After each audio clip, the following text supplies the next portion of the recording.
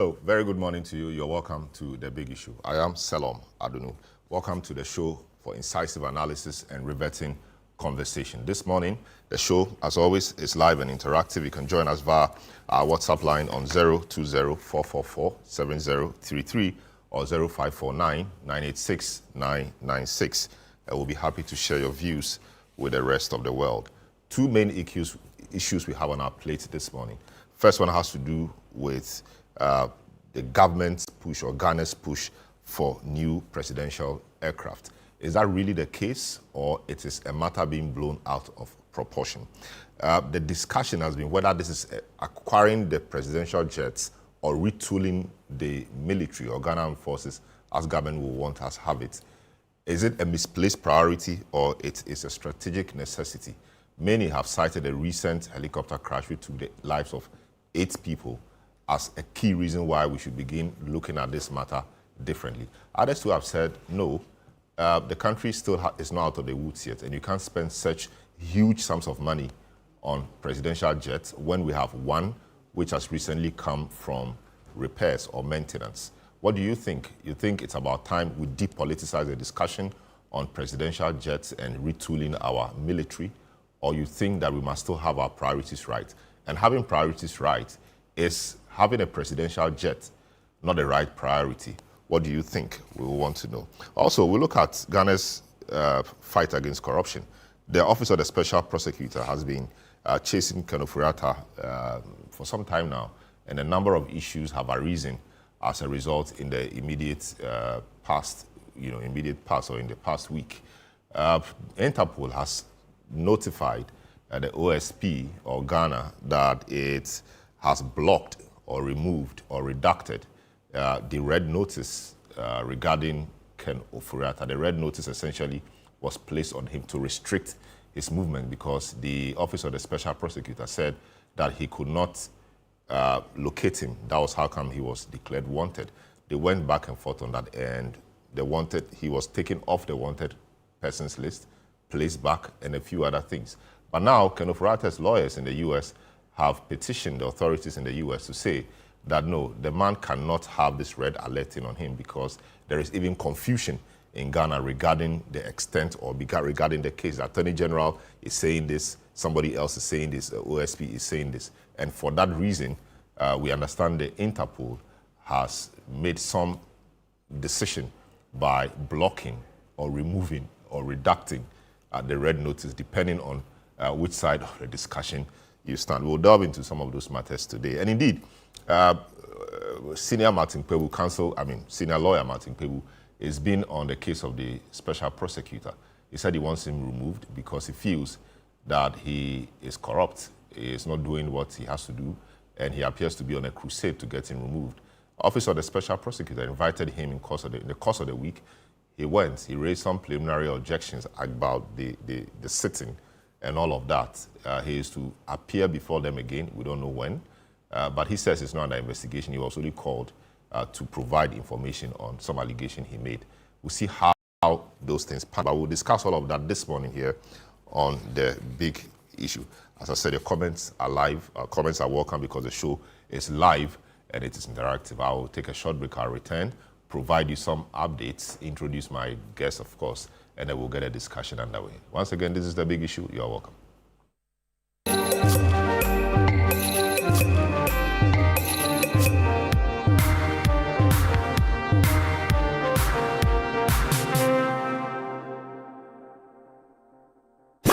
This Christmas Eve, skip the ordinary and step into the extraordinary. Welcome to the Situation All White Party 2025, where the music never stops, the energy never drops, and the fun never ends. Celebrating grand style with great music, irresistible food, and an atmosphere that screams good vibes only. Date 24th December 2025. Venue Good Park near the Accra Mall. Time 8 p.m. till late. Dress code, it's an all-white affair. Get ready for electrifying live performances from TheBigIssue.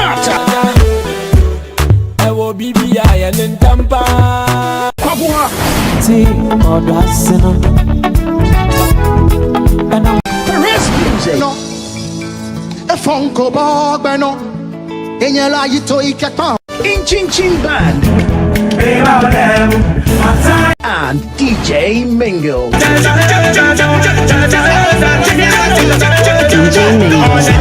Wear your best all-white fit. Bring your dancing shoes and let's light up the night together. Book your tables now. Call 0205-973-973. It's Christmas Eve. Don't miss it.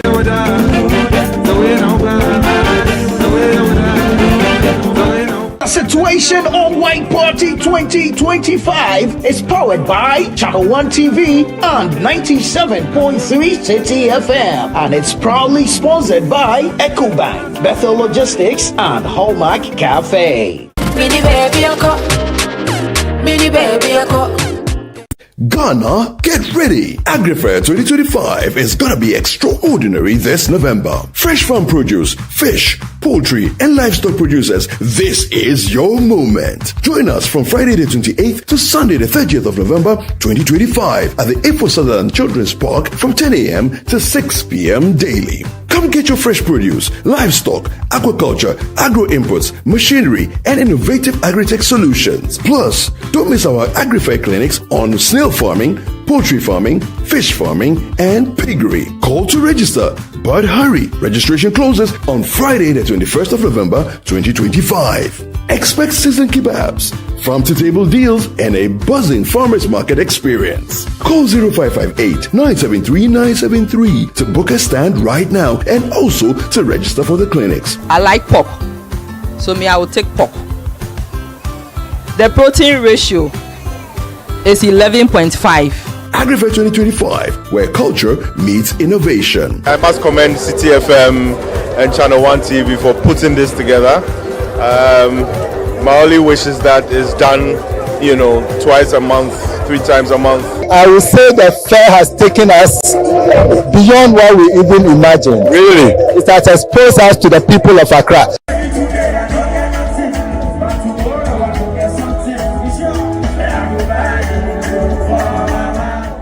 The AgriFair 2025 is powered by Channel 1 TV and 97.3 City FM and is proudly sponsored by Horticulture Business Platform, Development Bank Ghana, Legacy Crop Improvement Center, Gersal, Ghana Exim Bank, and Agri Impact.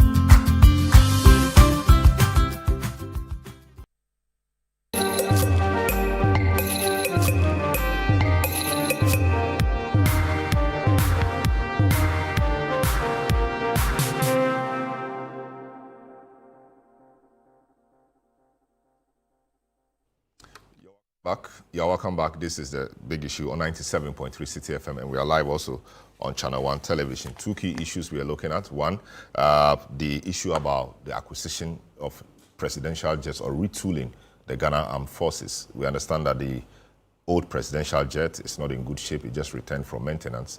But what is really the argument? Are we in a good place economically to buy presidential jets, or is it a necessity to do so? We will look at the merits and demerits of those arguments. Also, the Office of the Special Prosecutor and Ken Ofori-Atta, that matter doesn't appear to be going away. This week, the Interpol, which before had a red alert or a red notice on Ken Ofori-Atta, is blocked, removed, or redacted that red notice. And there's been a lot of talk around that. Is it because he's been politically persecuted, which is one of the reasons why the Interpol will not place a red notice on anybody? That perhaps appears to be the argument of Ken Ofori-Atta's lawyers to Interpol. And the Office of the Special Prosecutor was asked to respond. We understand they have responded, and a few things will happen from there. So the coming week and the weeks after will be interesting in respect of this Ken Ofori-Atta and OSP matter. The Attorney General is in the mix of all of that. There appears to be some interesting developments or mistrust between the Office of the Special Prosecutor and the Office of the Attorney General. We'll look at all of that generally. But in the meantime, the minority in Parliament has slammed the government's proposal to spend some $1.2 billion on presidential jets and 4 helicopters over the next 4 years, arguing that the funds could be better spent on pressing issues like teacher recruitment, nurses' salaries, road contractor payments, and addressing food shortages. Yes, former Defense Minister Dominic Nitiwu speaking on the floor of Parliament. Mr. Speaker, they insulted the former president, insulted my good self. Some of them, led by the foreign minister, became experts in aviation overnight. Mr. Speaker, today you have come and under paragraph 1091, you say you want to buy 1 long-range aircraft and 1 medium-range aircraft. Mr. Speaker, even them to accept the fact that they are intending to buy VIP and executive jets, they are running away from it. Mr. Speaker, we have 2 types of aircraft that are controlled and operated by the military. The first is the executive aircraft, Mr. Speaker, and the second is the military aircraft. Mr. Speaker, a medium-range military aircraft includes Casa Honorable 295. Gapper, please. And Honorable members, let's listen to each other in silence. And then C-90. Mr. Speaker, I will lay that so that they can read for their own pleasure. Mr. Speaker, the military of Ghana already has 3 medium-sized range aircraft, the military one. Mr. Speaker, for the long-range aircraft, Mr. Speaker, it includes heavy bombers like B-2, large transport aircraft. I also lay this so that you can read for your own.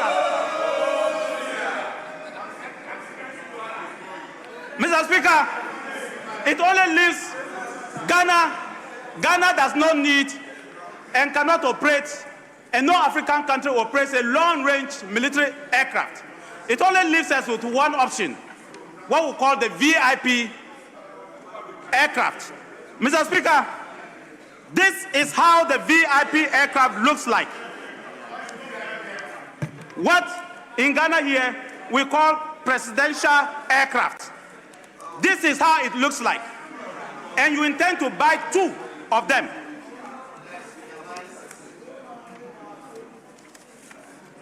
Mr. Speaker, this is how they look like.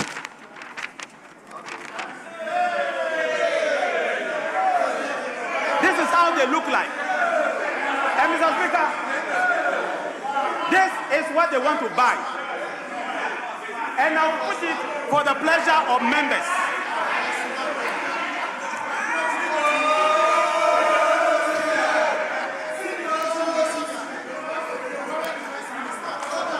Mr. Speaker, I say this, I cannot, and let me repeat, I can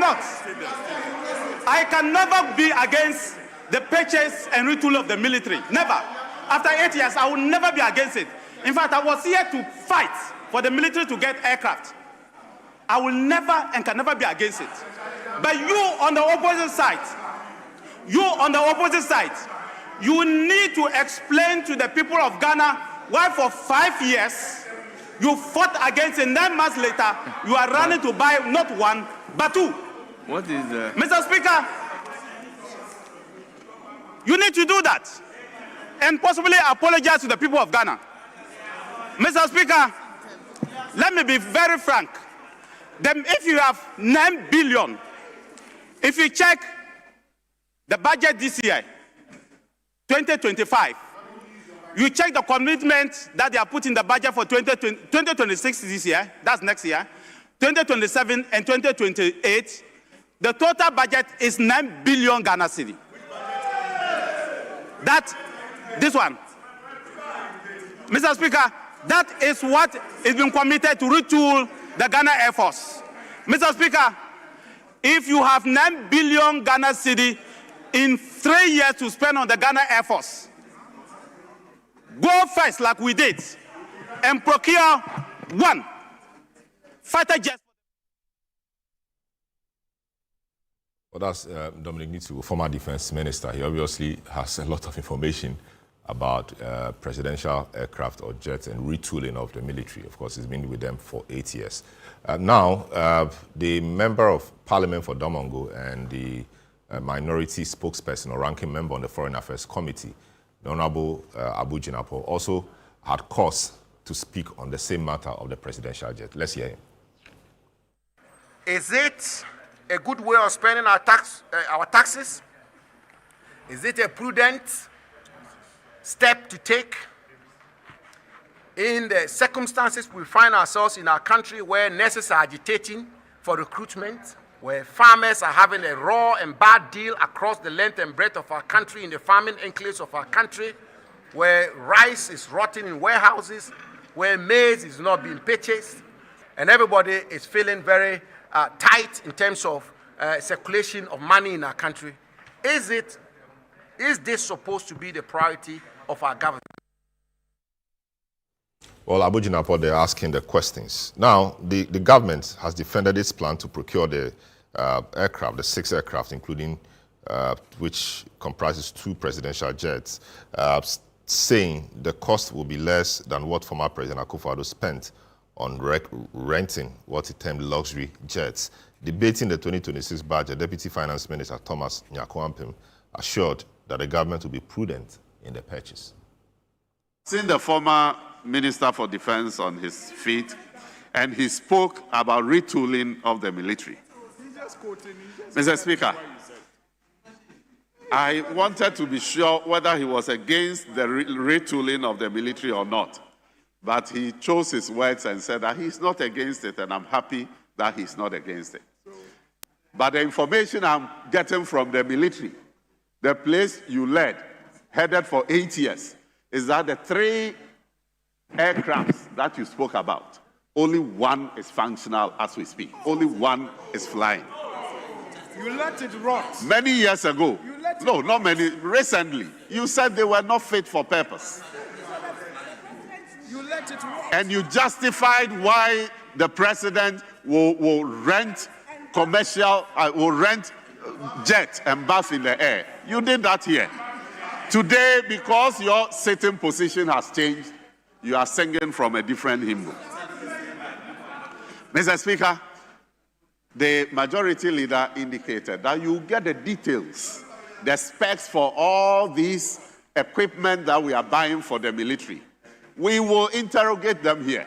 And I will tell you that the cost of 1 aircraft will be far less than the amount you spend for President Akufo-Addo to rent luxurious aircrafts and fly around this country. Mr. Speaker, you see, we in this government are trying very hard to fix the many mess that we inherited from our predecessors. All right, so you heard the Deputy Finance Minister Thomas Nyakuampim there providing some, answers to the questions raised. Now, I mean, for this morning we have a number of guests. First, Nana Akwesi-Iwa is a former managing director of the Precious Mineral Marketing Company, and of course, a member of the MPP. Professor Kwesi Ajekum, who is an air accident investigator. Richard Kumado is a security consultant. Justice Abdullah is a private legal practitioner. Nick Papo Samoado is a member of the NDC communications team, and of course is a private legal practitioner. And Franklin Kujo, president of Imani Africa. Gentlemen, you're welcome to the program. Thank you. Nana Kwesi, I need to disclose. And Nana used to be my neighbor until he got your time. Was it a green letter? It wasn't a green letter until he got what we now call a green letter to go ahead the Precious Mineral Marketing Company, which today has become the Gold Board. Good to see you after a long while. Indeed. Yes, you've been following the budget, you've been following the discussions on the push for new presidential jets, etc. What's your general view on acquiring or retooling the military in terms of acquiring jets for them and by extension for use by the president, what we call presidential jets? Very well. Thank you, Salom, for the opportunity. And in your introduction, you mentioned certain things, but I wish to add that I am also a private legal practitioner. Of course, you're a private legal exactly, practitioner. Apologies. He's a private legal practitioner. Since I left public service, I've gone back to private practice as a lawyer. I wish to take the opportunity to say a very good morning to all the viewers and all the listeners who have tuned in, particularly to this show to listen to us discuss these two issues.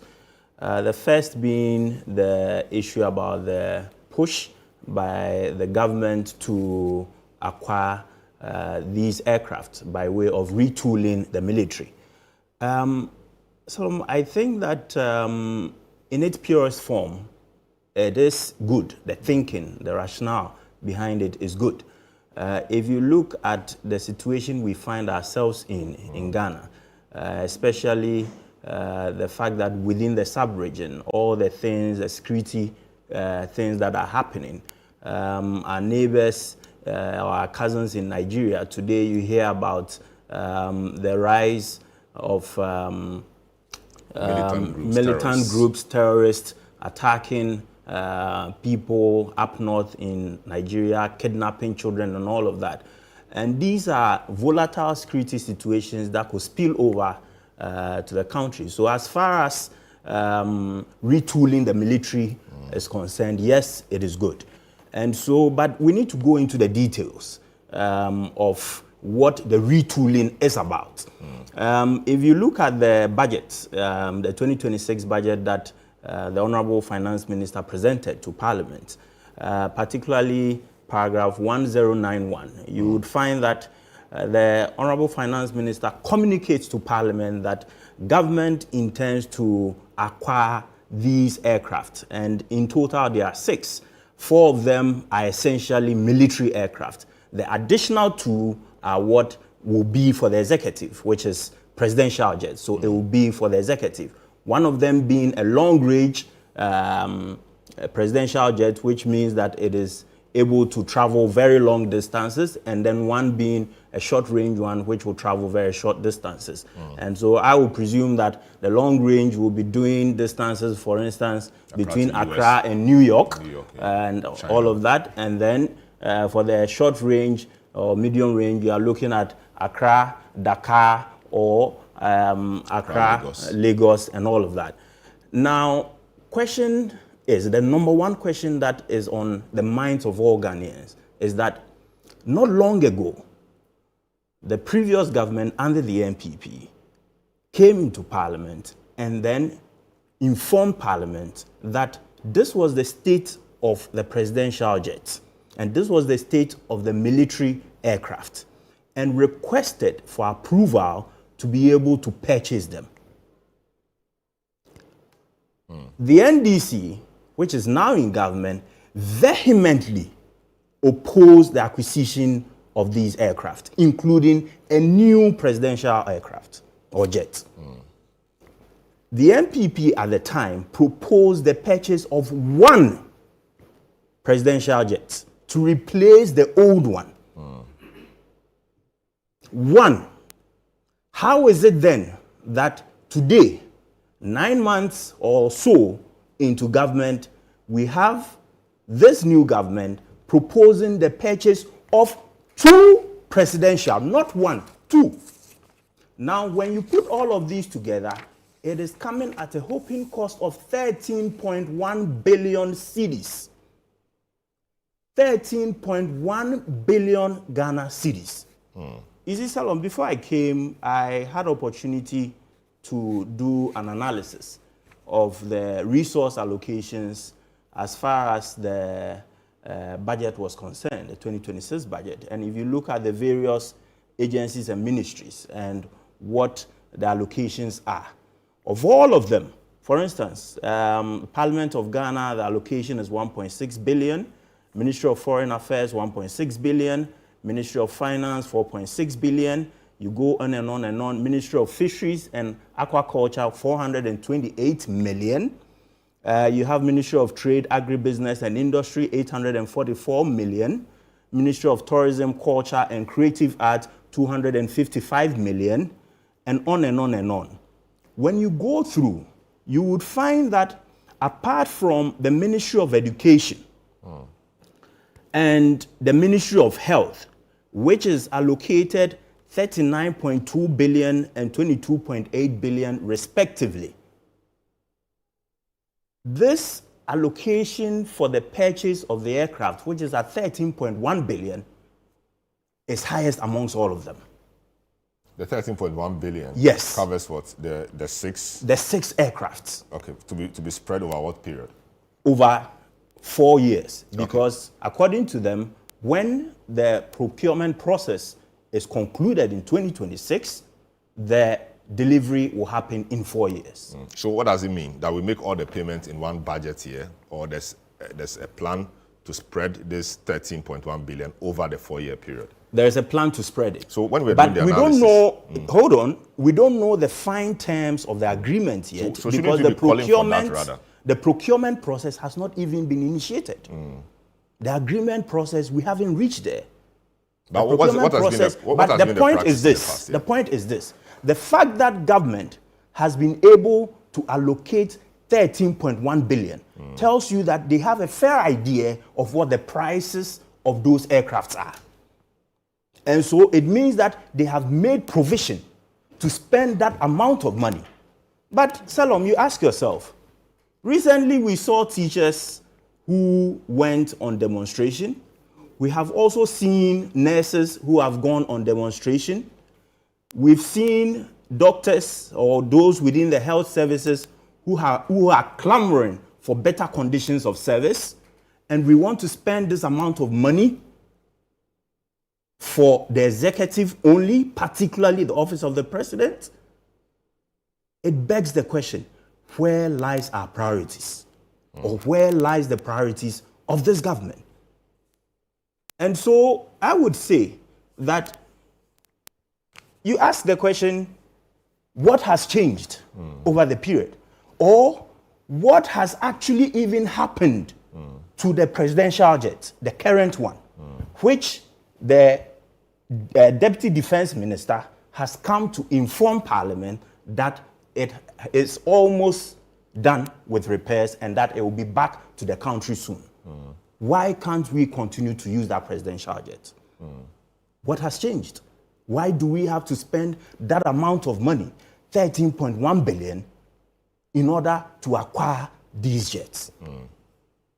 So the late Omane Boama, in speaking at the Government Accountability Series in Accra on Monday, July 21, and I'm reading from citynewsroom.com, titled, the heading is Presidential Jet Heavily Corroded, Still Grounded in France.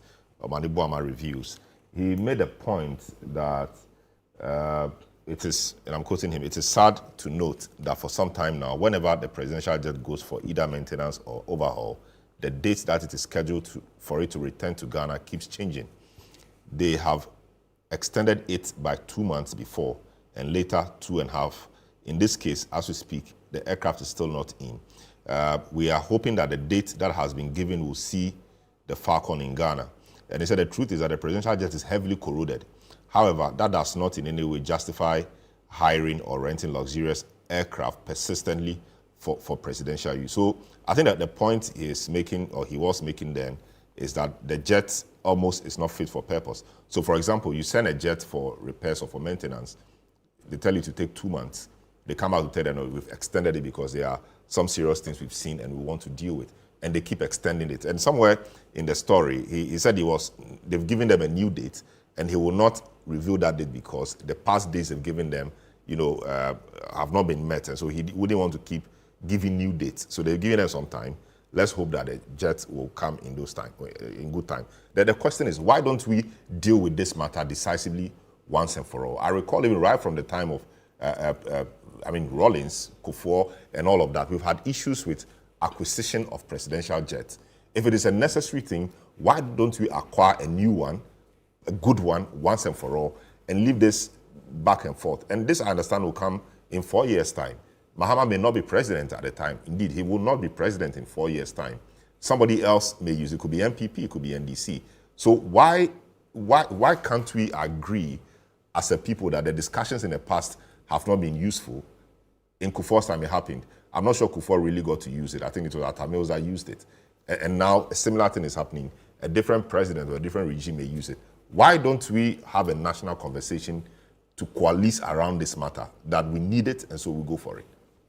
Salom, I put it to you very respectfully that if we were to have a national conversation, we were to, as it were, conduct a poll today and find out from the Ghanaian people whether spending 13.1 billion to acquire these jets is a prudent use of our financial resources, they would vote, or as it were, communicate clearly that no, it is not a prudent use of our financial resource.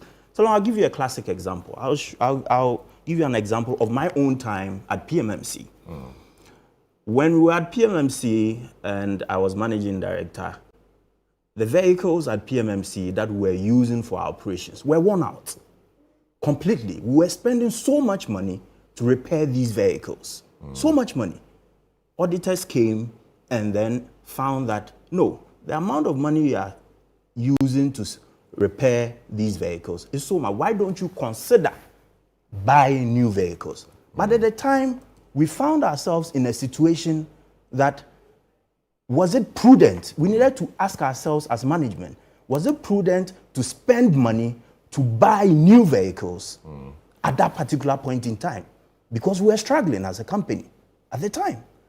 And we took a decision that no, although those vehicles were going to go to senior management, including myself, we decided that no way, we're not going to spend or commit those resources to acquire new vehicles. Rather, there were critical issues which has to do with staff emoluments, remunerations, things to make sure that there were good working conditions for the staff in order to make the company productive. And by the time I left office, we had been able to turn around the company to a point that they could now be able to buy more than enough of those vehicles. So just opposing that analogy to this one, I say that 13.1 billion to acquire aircraft is better spent, or would be better spent, on engaging these nurses who are always constantly hitting the streets. These teachers who are always constantly hitting the streets. These doctors who are always clamoring for better conditions of service. We should spend that money in those areas instead of acquiring presidential jets for the comfort of the person who holds that office. But the point is, I just need this clarity, and I've been looking for it. The 13.1 billion, is it going to be paid in one budget cycle? You and I don't know that for now. Yes, but I'm saying the reason, but however, allocation has been made. You and I don't know whether it will be paid, but as far as we are concerned, that money has been allocated. What it means is that 13.1 billion is for the 6 aircraft. Or yes, it's for the 6. It's for the 6. So why are we just focusing the 13.1 billion on the 2 presidential jets? That is not. It forms part of the whole thing. No, but I'm not sure. Part of the whole package. I'm not sure you have a problem with retooling the military. No. So what you have problem with is the 2 presidential jets. Precisely the case. So if you don't have a problem with the 4, why don't you subtract the 4 from the 6 so you will deal with the cost of the 2? Well, government has a responsibility to let us know the details of that. Yeah, but I'm saying that they have not disclosed the details yet. I'm calling honorable. Maybe you'll be an honorable soon. Now like I've stepped into the game. I mean, don't we have to come to this discussion with candor and honesty? If 13.1 billion is to be spent on 6 items, why do we make the whole discussion as if the 13.1 billion is just for the 2? And we focus the narrative on the 2, but there are 6. That is not my doing. That is government's own doing. No, but you have a responsibility to the public as well. Hold on. That is not my doing. The first responsibility lies on government to be candid with the Ghanaian people. That out of the 6 aircraft, this is how much this one is costing, this is how much this one is costing, and this is how much these 2 presidential jets are costing. Yes. Until then, when the conversation is being had, it is within the context of 13.1 billion to acquire these aircraft. Yeah, but I'm saying that this is just a budget. It's a broad framework. The details will come soon. And as it is in Parliament, the various ministries will come with their allocations, etc. And that is where the details will be seen. So are we not jumping the gun? Yes, but we see the broad because figures. Government has come to tell you that I am going to spend 13.1 billion. And mind you, based on the budget, there's an appropriations bill that government presents to Parliament. Yes. And Parliament will then go ahead to approve. So if government has already made budgetary allocation in the amount of 13.1 billion, I see that ordinarily the appropriations bill that will go in order to seek parliamentary approval for this expenditure will be 13.1 billion. And that is why the conversation needs to be had around that figure. No, I have no problem with the conversation being held around that figure. But the context is important, and you know that. The context is for 6, not 2. You see, you don't have a problem with the 4. So Certainly why don't we reduce, or why don't we focus the discussion on the 2 and question how much of the 13 billion is to be allocated to the 2, which you have problems with? Government had a duty. The Honorable Minister for Finance had a duty when presenting the budget to identify each aircraft and its price. In the budget? In the budget. The broad framework? Yes. But normally, is that how it's done? As we speak, that has not been indicated. Which is why the conversation we are having and the whole of this country is having has to do with that 13.1 billion. Now, in fact, even if we were to single out the 2, question is it a prudent, or let's even say, for purposes of argument or this discussion, that out of the 13.1, 7.5 or 7 million, or as it were, 6 billion. 6 billion. So let's split it into 2. 6 billion is going for the military retooling aircraft, and then another 6 is going for the 2 presidential jets.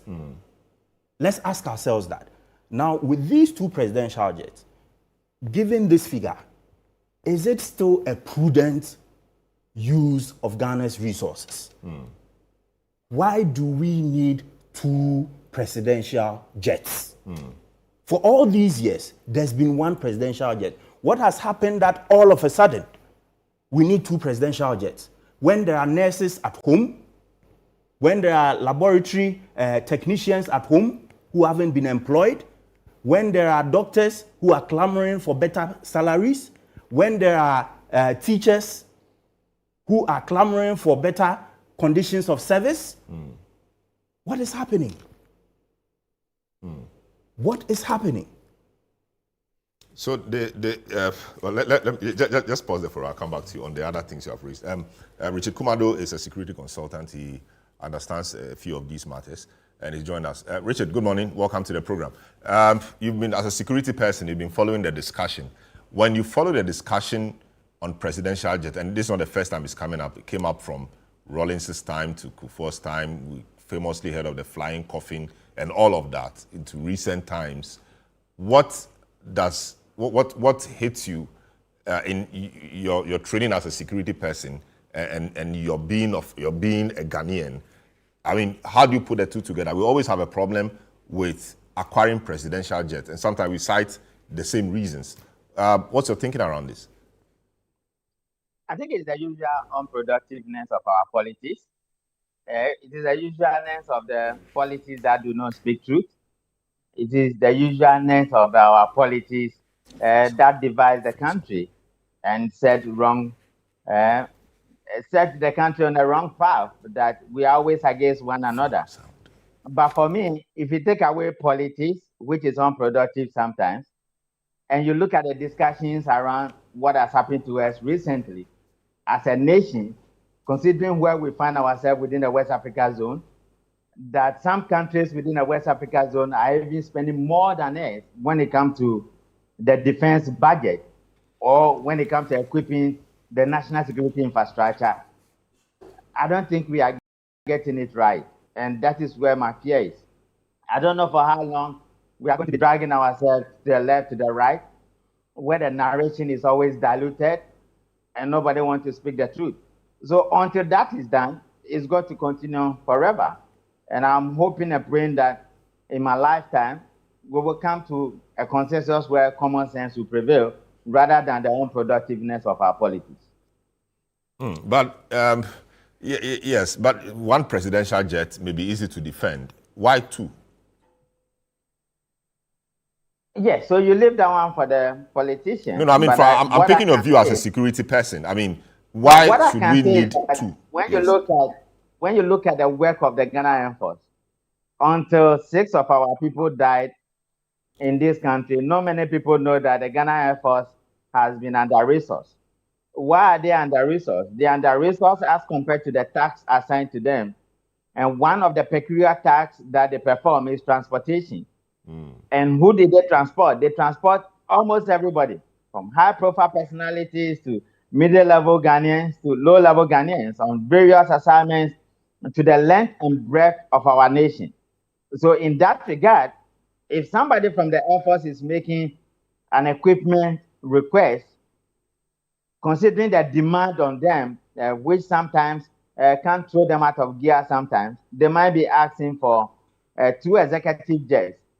We have changed the narration in a sense that executive jets usually are not for the president, but they are for the military, for which the presidency and all manner of presidents in this country have access to. So people see it as a military equipment, and that is why it takes the military to make those requests. So for a position of security equipment requirement or equipping the military and the Air Force in that particular, then you will understand why they might be asking for 2 instead of 1. On the other hand, some other people will say, why don't you use 1 and you want to use 2? Then the other narration will be that if you can afford it, why do you want to use 1 and it goes for repairs and it doesn't come? I remember recently the Deputy Defense Minister was in Parliament and he was talking about corrosion, corrosive, corrosion, corrosion, corrosion. And you don't want to put your VIP and VVIPs on in times of emergencies on a private man's aircraft when the statutory aircraft has been on repairs and you don't know when it's coming. So to have a backup, somebody might say 2. But all other decisions that went into requesting for 2 executive jets for the military will be determined by the actual details in the budget or the appropriation bill, which people will have to debate in Parliament. And when they approve, then you will go for 2. But if we narrate it in the manner we are doing, and we are not saying that the military lacks the appropriate equipment or they would love to have more, even in the case of the Z9 and what the discussions and the findings, then we go back into politics and we are not making an argument that supports the preparedness we want our military to have within the West Africa region. I see. Nana, I come back to you. I'm looking at the budget. I'm looking at the expenditure allocation on page 196. And I'm not seeing the figures we are looking, unless I'm not checking the right places. So when you look at Ministry of Defense, okay, the total budget for that ministry, which includes all the services, is 13.694 billion, okay? And there is feeding, we have other things. And when you look at retooling of the Air Force, I see 3.3 billion, okay, unless I'm not seeing the right things. I see 3.3 billion. So where from all of these big figures we are bandying about, unless it's somewhere else I'm not seeing. Okay. But my casual look at it, and I'm looking at it again, is 3.3 billion. If you can clarify that for me. So if you look at page 184 of the budget all the way to page 202, you would find that there are several commitments which have been made towards the purchase of this aircraft. So you won't find it at a go. So it takes you to analyze the budget to be able to put these figures together, to know that, which is why they said they are not paying everything now, and that they are making these commitments. These are the allocations. So it even goes into the future. So you realize that at page 184, it says that a commitment of 2.6 billion for the year 2026. And then at page 190, it says 3.5 billion for the year 2027. Page 184. Yes. That has the MDA expenditure allocation. Yes. Right? And you say a commitment of 2.6 billion. Because, I don't know if you have the same, but this is Office of Attorney General, Legal Aid. So there's Ministry of Defense here. and the retooling of the Air Force, which I see as 2.6 billion, 2.682 billion. Okay? Exactly. And then there is armored personnel carriers. There's construction of forward operating base, Northern Border Security, new barracks, etc. Defense advisory services. All of that. Yes. So you are saying that you are putting all the budgetary allocation, the figures precisely for the Defense Ministry, the or retooling, for the Air Force, the yes, retooling particularly together. this retooling Together, and that gives you 13.1 billion. Okay, and we have almost settled around the table that the 13.1 billion is in respect of all the 6, yes, okay, and not the 2, precisely. And so the discussion perhaps should be focused on the 2. Yes, right? but okay. question. And we've also said that, of course, they said the procurement hasn't been done yet. Or no, they're about to do it, and we are indeed without the appropriations bill being passed, they cannot even proceed with that. Of course, that's how it works. And we're saying that they've actually said, or you have also told us here that it's possible to go into the future. Yes. So it means what? It means that 13.1 billion could be spread across 4 years. Precisely. Yeah, so if it could be spread across 4 years, and there are things we need, which would take 4 years or so for us to get, you don't call that prudent management? Certainly not. Certainly not. Anything can happen within those 4 years. Which means anything like how? So I'll give you an example. I recently read a report in which, as we speak now, our country is grounded on gold resources. The fact that we've been able to build gold reserves since the 80s from 8.7 tons, and then from 2022 all the way to January 2025 to about 31 tons. And the fact that our economy is essentially grounded on our gold resources. The report indicates, and though the report lauded Ghana for making great strides in ensuring that we leverage on our gold resources, it indicated that it is possible that in the next 2 to 3 years, gold prices are going to fall drastically. That is what the report said. That in the next 2 to 3 years, gold prices are going to fall drastically. And this won't be the first time it will be happening. This will not be. In fact, historically, gold prices have been at its highest as we speak today, $4,000 per ounce. $4,000 per ounce. Now, the moment gold prices drop, what it means is that the pillar of your economy is going to come crumbling. The pillar of your economy, which is your gold resource, is going to come crumbling down. We pray that it does not get to that point. It is my hope and fervent hope at that it does not get to that point, that gold prices continue to rise so that this country can earn enough revenue to be able to sustain the economy, to be able to sustain livelihoods in this country, the people's livelihoods in this country. But we need to plan for all eventualities. In the event that gold prices do actually drop, which has happened before, what then happens? Are we still going to be committing? There's contingency. Are we still going to be committing? Where is that contingency? Are we still going to be committing 13.1 billion to purchase aircrafts? 13.1 billion to purchase presidential jets? One long range, one medium range? But you're still okay. But of course, you're a lawyer. You should see the agreement to see what. We haven't seen it. Yes, so I'm saying. So when you are talking, you must make room for. You must make room for all of these. Hold on. At this point, it is a budget.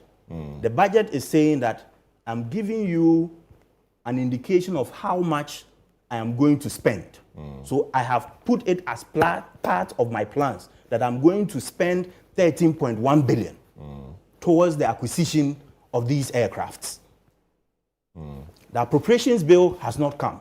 The procurement process has not begun. But yes, you're making the point. But I'm concerned about how you make the point in a sweeping fashion. For example, in budgetary allocations, we make allocation for roads. There are roads, Fufusu, Sola, and Kohu, which were covered by every budget until recently. The allocations were made, it went through appropriation, but the monies were not expended. And so the projects were not done. All right. So the fact that it is in the budget, is being provided for, does not necessarily mean that this is indeed how much we're going to spend. It's just a budget, like you said. So to base everything on it, to even say, what if something happens in the future? There are agreements that could make room for such things. If this happens, maybe we'll have to extend it. I mean, there are things to be done. But to make it a sweeping statement as if, as it is, there's nothing that can be done with it, and so our hands are tied, we have to go for it, I think it may not be representing the fact as Salom, if somebody comes to you and tells you that I want to do something to you, something bad to you, would you believe the person and make plans accordingly in order to protect yourself? No. I'm making a point here. I'm making a point here. Hold on.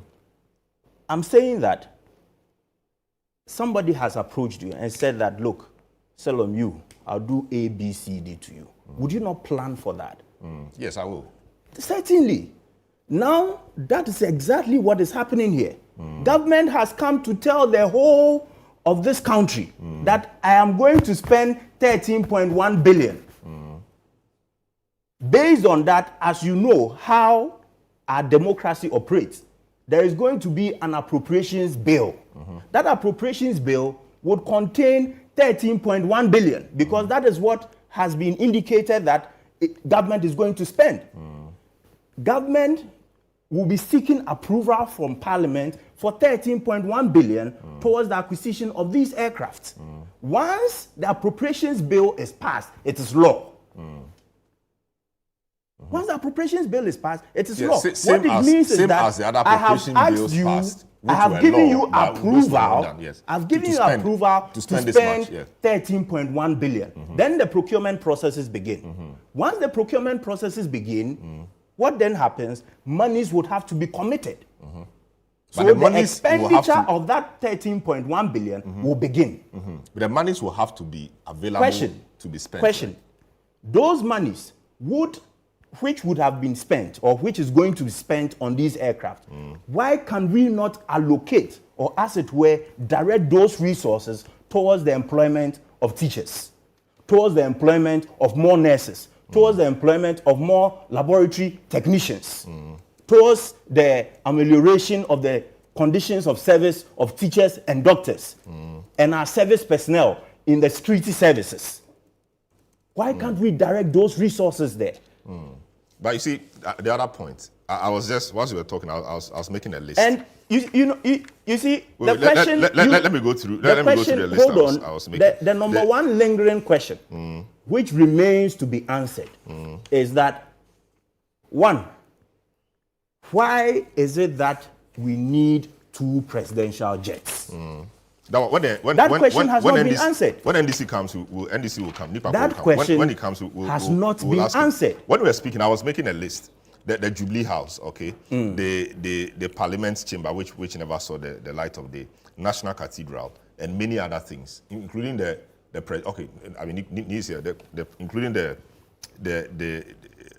all of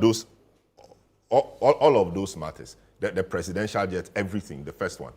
Anytime the country wants to undertake something, we have this view that there are poor people. Teachers are on the street, they've not been paid.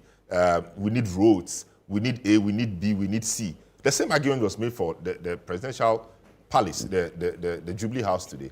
Same argument was made when the National Cathedral construction was about to start. Why go sink all this amount of money in there when we have basic problems? We can't pay teachers, doctors have not been paid, people are on strike for conditions of service, etc. So when are we as a people going to have it clear that, for example, yes, we are doing the roads, and it's not as if at any point in time governments stopped building roads or constructing hospitals. Those things are done. These other things have to be done. The cost of, for example, losing your president is huge. In fact, just strike the shepherd and the sheep will scatter. The cost of losing a president is huge. And recently, we lost 8 people because of a certain helicopter that crashed. The cost of the nation was huge. The emotional cost alone. Given the events of the recent past, the crash, don't you think that we have to refocus our minds on how we look at such matters of security? Salom, let me take the opportunity to observe a moment of silence for those who lost their lives. After you fired them? I haven't fired them. Now that I am coming to speak to this issue, and I have to make reference to the subject, which is why, because I've been there, I've been in public service, and I know what it feels like and what it means to be waking up at dawn. In fact, you don't sleep. You need to attend to matters of state. And so to lose your life under those circumstances is very disheartening. And so my heart goes out to their families and my deepest condolences to them. But with the greatest of respect and with all sensitivity to the issue,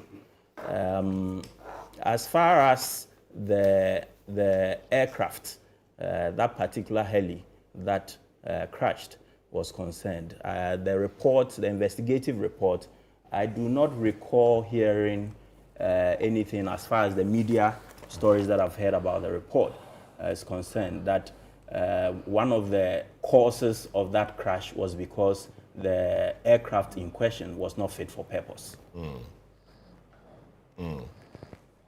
As far as I've heard, they said that the weather. So there was a downdraft, some technical terms which were used, which simply meant that the weather wasn't good. But it did not say that the aircraft was not fit for purpose. But they also said that the helicopter could have had some navigational tools. So if that's retooling.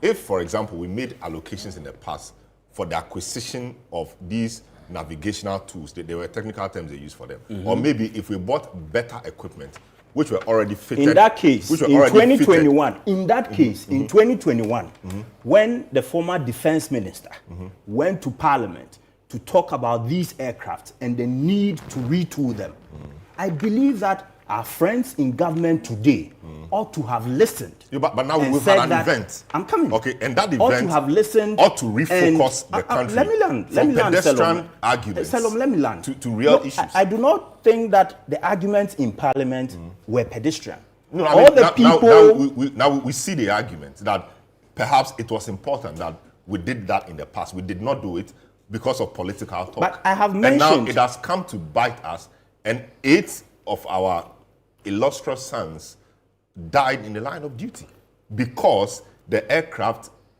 did not have some basic navigational tools which could have helped. Salom, I think that I have stated here that I am not against the acquisition of aircraft for the military. I'm not against that. The issue has to do with these presidential jets. 2 of them.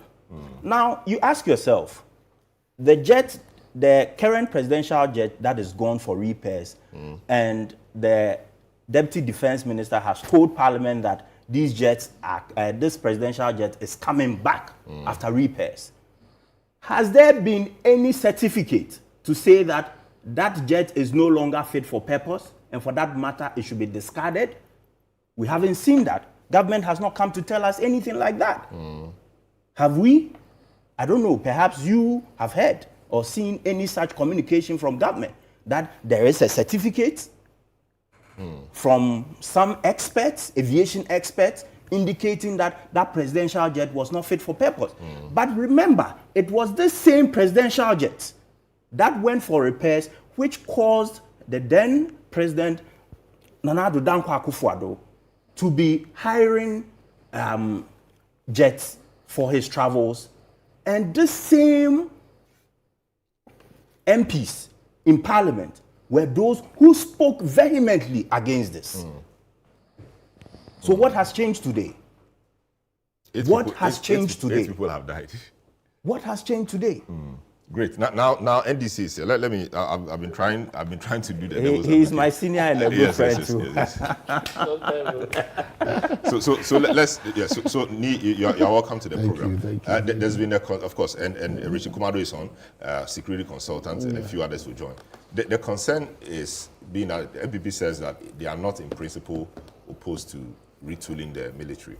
The concern has been the acquisition of 2 presidential jets or executive jets for the president. why do we need two? One long range, one short range. So now the two, in addition to the one we have now, which we understand has maintenance issues every now and then, will be three. Why do we need to buy two new presidential jets for the president's use? Good morning to your wonderful listeners and viewers. And the answer lies in the question that you yourself just asked. The long range and short range. The short range. Traditionally, if you've always listened to the ministers of defense, they've always made the point that these jets, number one, are not really meant necessarily for the president alone. We've actually used these jets on peacekeeping missions. We've used them on other, for other purposes, you know. And at the heart of it is, number one, at any given time, as a country, do we believe that we need an airworthy aircraft for the use of the executive and other arms of government? The problem for my MPP brothers is the justification and rationale, you understand, that unfortunately the Minister of Defense then gave in Parliament for the reason why President Anado prefers private jets. The answer was that what caused an uproar, that the president needs to take a shower in the air and refreshen up. But that was, you see, the tape. He didn't say take a shower. He said to freshen up. Anyway, and then somebody asked him a follow-up question. That does it mean that the president needs to shower in the air? And he said yes. The president, there's no facility. So let's play the tape. See, no problem. Let's just I'm coming. These two presidential jets that they my brother. Do they have a showering? Thank you. I don't know. But my brother. See, go ahead. Would it provide room for freshening up in the air? No, I don't know. The problem, I keep saying that, the problem, the MPP had a problem. The problem was the inability of the party to rein in the excesses of President Anado. That was the problem of the excesses being what? Exactly. Being private jets? That this is a president that had, look, every president has his excesses. It is the ability of the party to rein in those excesses. And every president, naturally, you see, the executive is a powerful position. So if you don't have a party system that can check those excesses, you have especially when you have a president with exotic taste, like former President Rawlings. Everybody knows he's a very simple man. He actually lived in the castle with very little or no frills. When President Kufuor went to the castle the first time, he couldn't believe that a president could live in such an environment, and he commented. Jacob Ejemilonke, when he went, he said that the castle was not a place fit for any president to live in. And so President Kufuor, at the time, was determined to put up a presidential palace. Our brothers in the MPP have exotic taste. And I think they should admit it, that they have a taste for the flamboyant. So he put up a presidential palace, but never lived in it. And he also did he put it up for himself? I'm coming. You have a taste.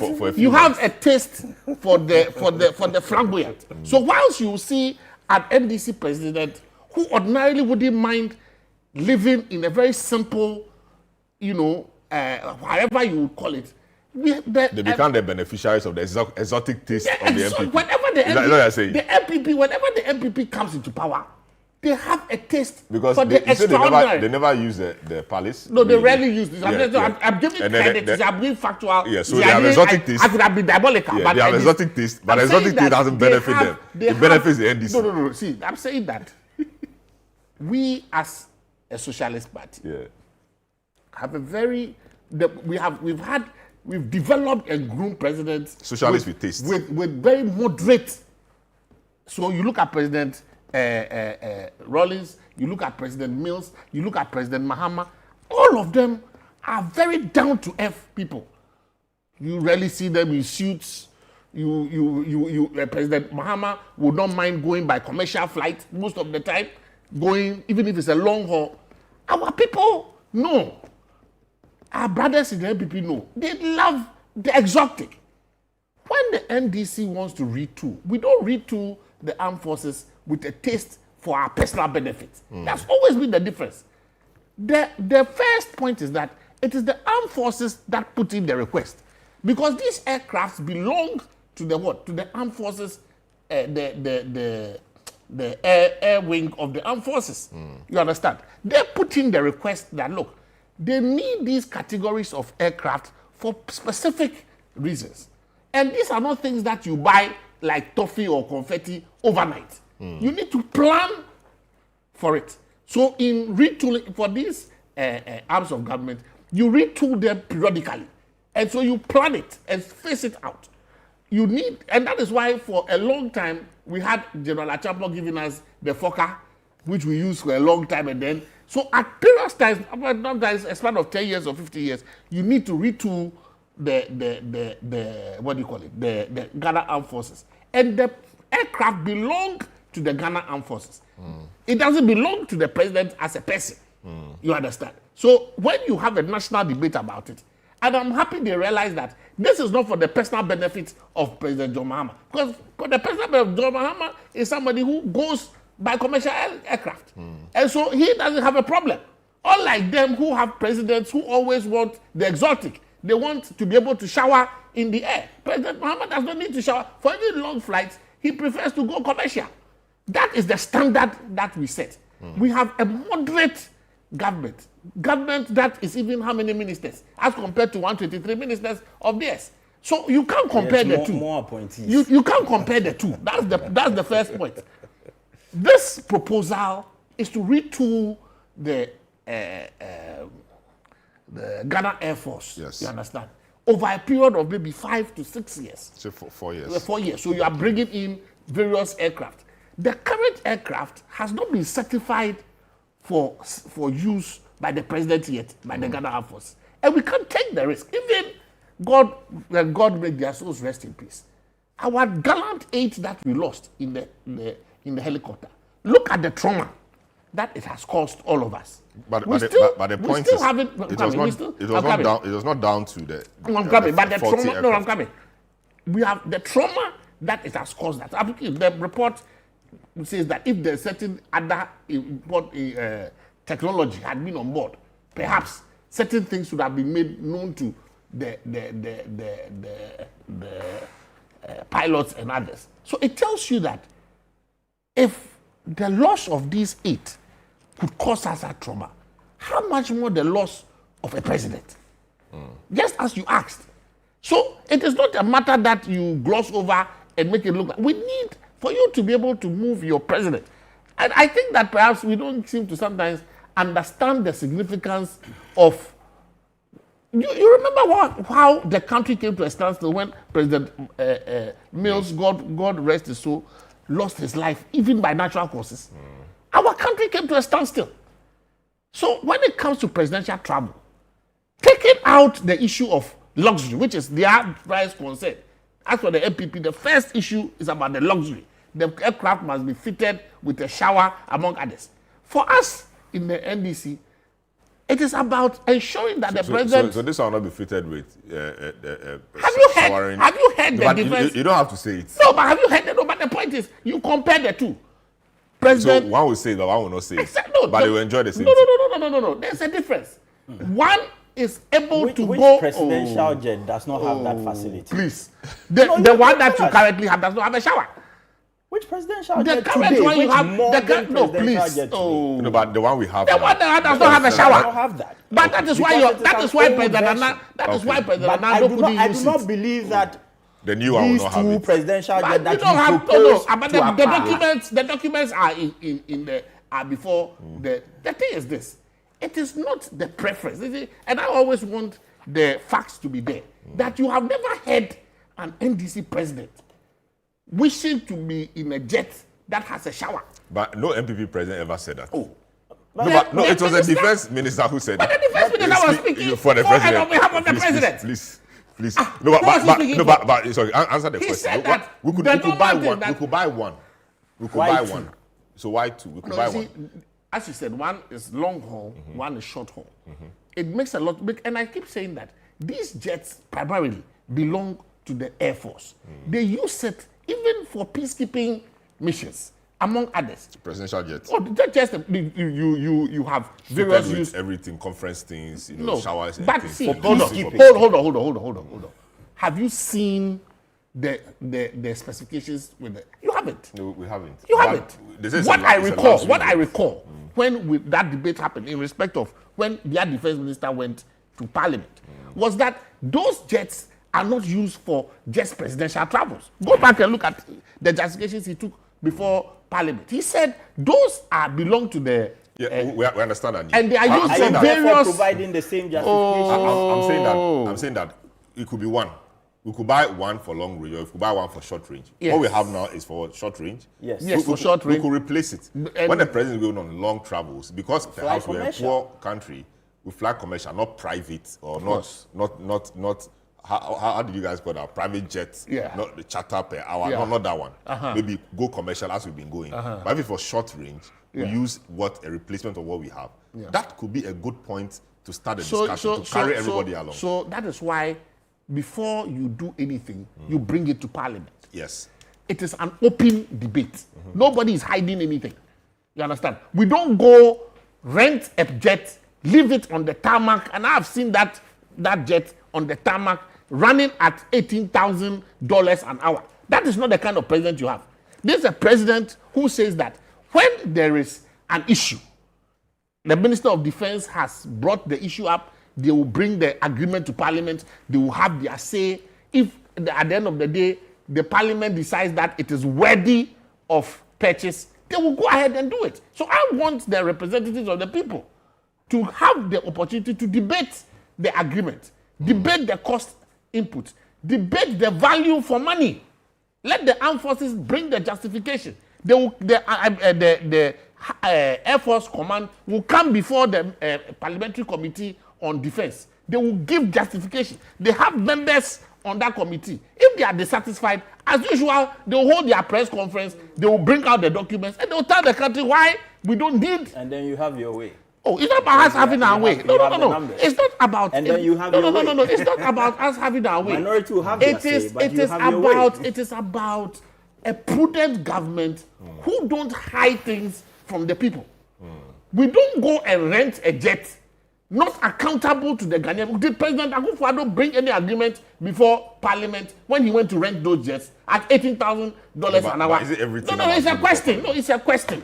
I'm asking a simple question. But if it doesn't Did have President to Nana Addo bring before the Ghanaian Parliament any agreement concerning the $18,000 an hour jet he went to? Was it a requirement? Oh, I'm saying that did he have to? So when you spend that money, was it a mentality? There's allocation for it. There was no allocation for it. There was no budget.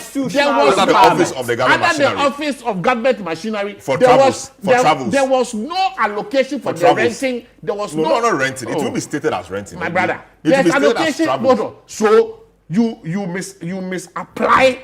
They say travel. Oh, please. They say travel. Thinking that, as a prudent president, you go commercial.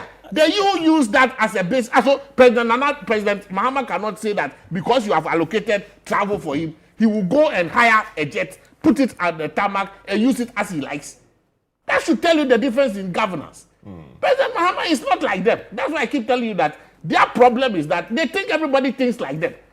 So because there is they hear jets, their mind is there will be shower inside, there will be this. No, that is not the thinking of President Mahama. And clearly, he will make sure that the agreement is brought before Parliament. Everybody will see, Fidi Dagochi, what is inside this deal, how much is going to cost Ghanaians, the cost-benefit analysis, value for money. The military will come and justify it and tell you why it makes more sense for you to purchase these two over time. You understand? Instead of one. Let us wait for them to go to Parliament. I would have thought. 1 minute. This is a big issue on 97.3 City FM. We are on Channel 1 television and also on YouTube and the rest of our socials. The show is live and interactive. You can join us via our WhatsApp line, 020-444-7033. That has been displayed on your screen, or 0549-986996. Chris Akume, senior lawyer, says, Solomon, you put the presidential jet issue right when you asked if it was necessary to purchase it now. If necessary, the cost will not be much of an issue. I will only propose one jet purchase instead of two. We can go for the second one later. Also to be considered is whether it is prudent to purchase or continue to rent luxury jets as Akufo-Addo did. My other issue is whether the people of Ghana were consulted when the previous MPP government was renting expensive, luxurious jets. There have been unemployment issues all this while before this country has been visited with massive corruption, which benefited individuals and not the unemployed. That is from Chris Akume. SK Dread says, Richard Kumado has spoken really well with his initial submission.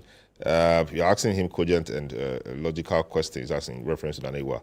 Okay, and yes, and it says that all MPP's arguments are to criticize the other side, champion their own party's agenda, and quest to look back into power, to loot the state. All right, yes, so you wanted to make a quick one, Nana, now to go to Richard. So make that quick intervention. I go to Richard, yeah. My brother indicated that the military, as it were, the Ghana Air Force, will be coming to provide justification. Barcelona, we all understand the budgetary process.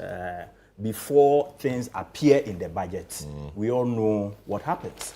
The various agencies are consulted. They are supposed to have brought the justification for those two presidential jets.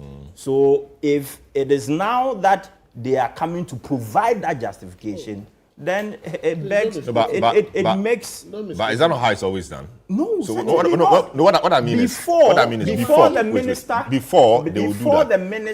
defense, and mind you, the current minister of finance is doubling as the minister of defense, and so before the minister of finance, minister of defense would accept these two propositions, because he's making it himself with the point he made that these requisitions came from the military. Now, before he would accept and put these into the budget for presentation to Parliament, he should have been convinced of the reasons provided by the military. Correct. Now, if he's been convinced of the reasons, why is it that he's not telling us? Why have we not been told by government why we need two instead of one? You have hold on. Why have we not been told that the current presidential jets, today, there is a certificate or whatsoever to say that it is not fit for purpose? Have you seen anything like that? No. In the budget presentation, there was no statement made to the effect that the current presidential jet is not fit for purpose. Indeed, the Deputy Defense Minister came to Parliament and rather said that the jet is gone for repairs, they are done, and it will be back to Ghana in good time. So what has changed? What is the rationale for purchasing two? So let me ask you. So are you against the two entirely, so we go back and use the old one, which has been going for maintenance? Or you think instead of two, we should purchase one for now? Until we see a certificate saying that the current one is not fit for purpose. And that process should be bipartisan with parliamentary involvement to say that this aircraft that we are repairing and has returned is not fit for purpose. I do not see the reason or the rationale for purchasing two presidential jets. So two, so it could be one. It could be one. It could be one. It could so the be problem one. is with the but two. Even for the one, it is contingent upon a certificate by an expert with the involvement of a bipartisan committee from Parliament to agree and accept that indeed. But why should there be a bipartisan committee from Parliament agreeing that it is not fit for There purpose. is a parliamentary when the experts committee. So if I say that bipartisan, I'm only referring to the parliamentary select committee on good. defense. That's good. But we know how our politics and parliament work in this country. If an expert, for example, the guys who maintain it, issue a certificate to say, okay, this is not fit for purpose, what's the business of Parliament agreeing or disagreeing? The experts have made their view. You either take it or not. So if the experts are to make that, decision, or they are to come to that conclusion that is not fit for purpose, why do we need a parliamentary bipartisan buy-in necessarily? I want to believe that as we speak, the requisition that came were made by experts. Is that not so? And yet we are here having this debate. The requisition that came was made by experts within the military, that we need these aircraft. And yet we are here having that debate. The point I'm making is that whatever certificate comes from the expert is not final. Okay. We should not take it as it is, on its face value. We need to interrogate, which is why the bipartisan parliamentary select committee on defense would be useful in interrogating that certificate to truly ascertain I get indeed that. It's true. It's not that somebody went to engineer it. Precisely. Great, no problem. But the point is, even as private people, if you have a car that goes for repairs, takes 2 months, comes back, goes again, the mechanic tells you that it will take 1 week, but ends up coming back after 3 months, etc.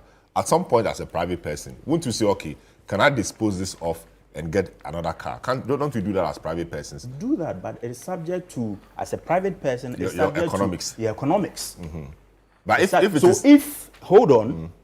if at that point in time you have a leaking roof or you have children's school fees to pay, would you not hold on as a would you not hold on? No, I'm saying at that material point in time for $70,000.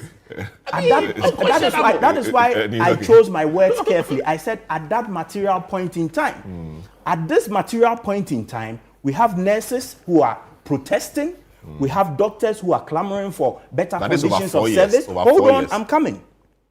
Better conditions of service. You have teachers who are protesting. You have laboratory technicians who are home and are clamoring to be engaged, employed by government. And you are spending 13.1 billion.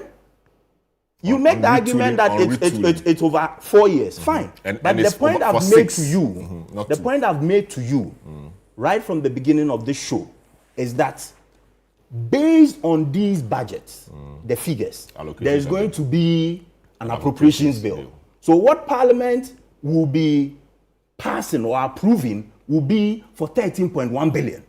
And I'm also suggesting or saying to you that yes, 13.1 billion for 6 aircraft for maybe solely for the military, which you say you have no problem with. And I'm saying that if you have no problem with that, why don't you take the value, which we don't know yet, from the 6, which is 13.1 billion, and focus on criticizing just the 2.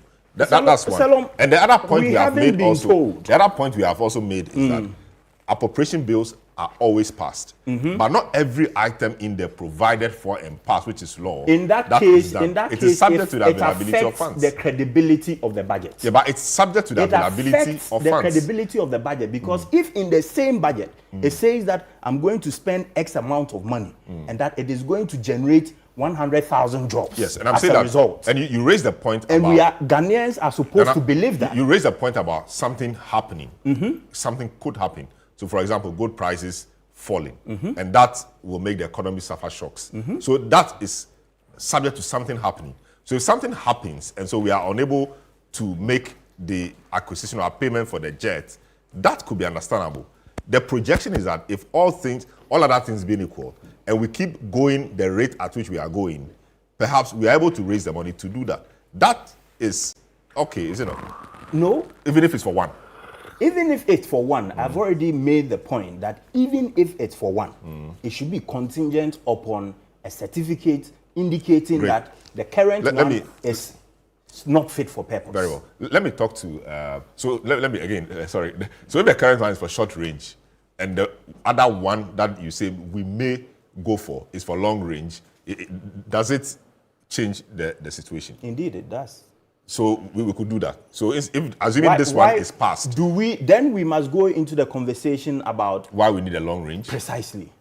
So if the president is traveling to China, for example, you think he should be on the commercial flight? It has been happening. Because it's been happening. What has It doesn't have to change at any point in our history. It must change, but not now. subject to. Precisely. Great. Richard, thanks for holding on and listening. Now you've heard from Ni, the NDC. Today is Saturday. Oh, bad. You've been listening to them. I mean, you've heard them now earlier, and then now you've heard Ni. Are you okay with the justification for the two? Okay, so Salam, let me make this point. You know that Z9, in the report, the very first finding, the actual word they used there was what? Safety. It wasn't technology, safety. And because we didn't want to create fear and panic, we overlook it. But the word they used there was what? Safety. Then in the report, they also said that the Z9 was actually grounded. And they gave it airliftment for 90 days, which was supposed to end on the 18th of August. Then, unfortunately, on the 6th of August, we had an unfortunate incident. If we're going to go this way, by dragging ourselves in the manner we are going on a Saturday morning, you're not going to read through the military. And the third point I also want to make is that because we put in the word executive, it doesn't mean that if we should purchase all the 6 aircraft, the president will only be using the 2. Because the Z9, which had the unfortunate crash, was not the presidential jet. It was an aircraft for the military, the Ghana Armed Forces and the Ghana Air Force. So the other 4 that will come with the executive jet will be used by Ghanaians as usual, because the Air Force provides transportation services, emergency services, among many other things. We talk about peacekeeping and many other things they do. And for me, whatever we will use and whatever we will find the money, and when the economy is doing well in particular, to read to our military and all the security agencies is the best way to go. When the fire broke out at Kumasi, the Z9, if the fire service had a UAV or a helicopter that can go higher in the air, you would have quenched that fire. The economic loss and the trauma would have been stopped. If all the other security agencies are properly too, we wouldn't be having this discussion. In any case, the last budget that was read before this one, Atufosi increased the military spending by 1.5 billion. And I was saying that it has been a good thing. We should encourage him to increase it again to about 3 billion. So that when you take the other expenditure out, you will have some money left for capital expenditure, which the military in particular needed so much, because you live within the territory where you will have a lot of emergencies to deal with. So for me, whether you are buying 2 executive jets or you are buying 8 of other ordinary jets, whatever you would do to retool our security agencies, it shouldn't be a discussion, where there will be so much partisanship in it. No, that is what you have done for all these years, and you have not retooled the security agencies. If this discussion were to be happening in Burkina Faso, nobody will go on Saturday morning and be dragging the issues as it is. Once it serves the national interest, and it is in the interest of the state, which includes everybody, you look for the money and you go for it. So for we as security people who put our lives on the line almost every day for this country, which we have done for the past 2 to 3 decades, it looks a little bit uncomfortable to hear some of the things we are hearing in the media space across the length and breadth of this country. Salam. But can you blame the MPP now, for example? Because in the past, they also suffered... No, not the MPP. MPP. Yeah, I'm just making a point. As a result of unproductiveness of our yes, politics, but at what point... MPP politics where they rag it. At what point should we say enough is enough? Let's stop and now let's begin to think. This particular point. At this point. On this particular point. After the acquisition of this one, then the next one, we shouldn't politicize it. No, do you know what we are even trying to say? Salon, if we can acquire this for 4 years, why can't you do it in such a way that considering all the security agencies and the modernization of equipment they need and the urgency of that. If every budget, you can make provision for 2, and every budget or every 4 years we are acquiring 2, then it will become a time where you will go to Ghana Parliament and say you needed 4, you needed 6. That should be another argument we should be looking at, so that almost all our budget, you will have some level of allocations for not just the military, but the police. When you go to the southern part of Africa, the police have their own university. Recently, that President Mahama said they should pass the bill for the National Defense University for the military, which is so core. We have advocated for it for the past 10 years, and thankfully, we are getting that bill.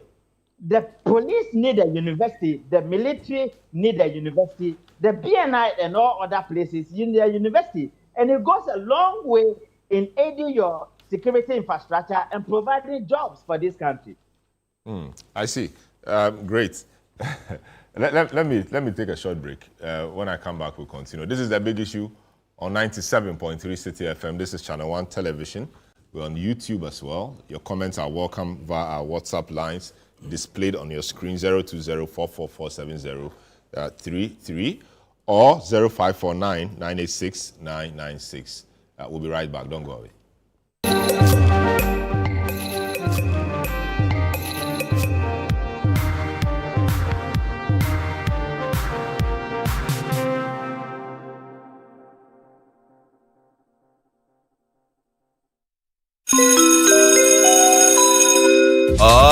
Announcing Ghana's first unlimited photocopier leasing. Yes, from just 983 Ghana cedis, you can lease a multifunctional photocopier and print unlimited. Yes, unlimited and free paper every month. Guess what? That's not all. Toners, repairs, and maintenance all are free. And oh, I'm not kidding at all. And we cover the whole country. Yes, the whole country. What are you waiting for? Just visit us at www.valexlease.com or call 0244-644048. Remember, terms and conditions apply. Valex Lease, affordable document management solutions. Hey, Ghana. So you people know Miss Brother Once more. If you knew, it's your boy. Kill them all, kill them all. But this time, I'm not only killing mosquitoes, I am killing the grades. See? This wouldn't have been possible if I didn't have the perfect mosquito-free atmosphere. Thank you, Out Insecticide. And yeah, Out Mosquito Coil. For a mosquito-free atmosphere, trust Out to... You are not serious. Out Insecticide. So ya boa, faha. Ghana, get ready! AgriFair 2025 is gonna be extraordinary this November. Fresh farm produce, fish, poultry, and livestock producers, this is your moment. Join us from Friday the 28th to Sunday the 30th of November 2025 at the Ifo Sutherland Children's Park from 10 a.m. to 6 p.m. daily. Come get your fresh produce, livestock, aquaculture, agro inputs, machinery, and innovative agri-tech solutions. Plus, don't miss our AgriFair clinics on snail farming, poultry farming, fish farming, and piggery. Call to register, but hurry. Registration closes on Friday the 21st of November 2025. Expect sizzling kebabs, farm-to-table deals, and a buzzing farmers market experience. Call 0558-973-973 to book a stand right now and also to register for the clinics. I like pork, so I will take pork. The protein ratio is 11.5. AgriFair 2025, where culture meets innovation. I must commend City FM and Channel 1 TV for putting this together. My only wish is that it's done, twice a month, 3 times a month. I will say the fair has taken us beyond what we even imagined. Really? It has exposed us to the people of Accra.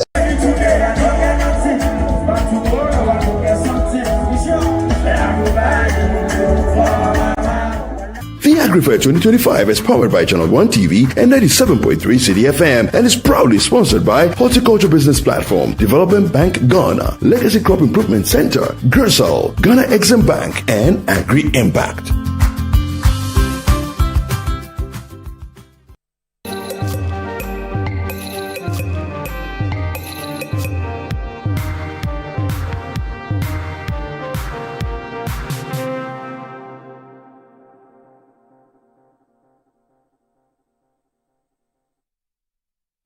You're welcome back. You're welcome back. This is The Big Issue. We are live on 97.3 City FM, and we are on Channel 1 television. My guests, Nana Kwesiwa, former managing director of the Precious Mineral Marketing Company Limited, which is now the Gold Board. It's a private legal practitioner. Nipapo Samado is a member of the NDC communications team, also a private legal practitioner. And Richard Kumado, who is a security consultant.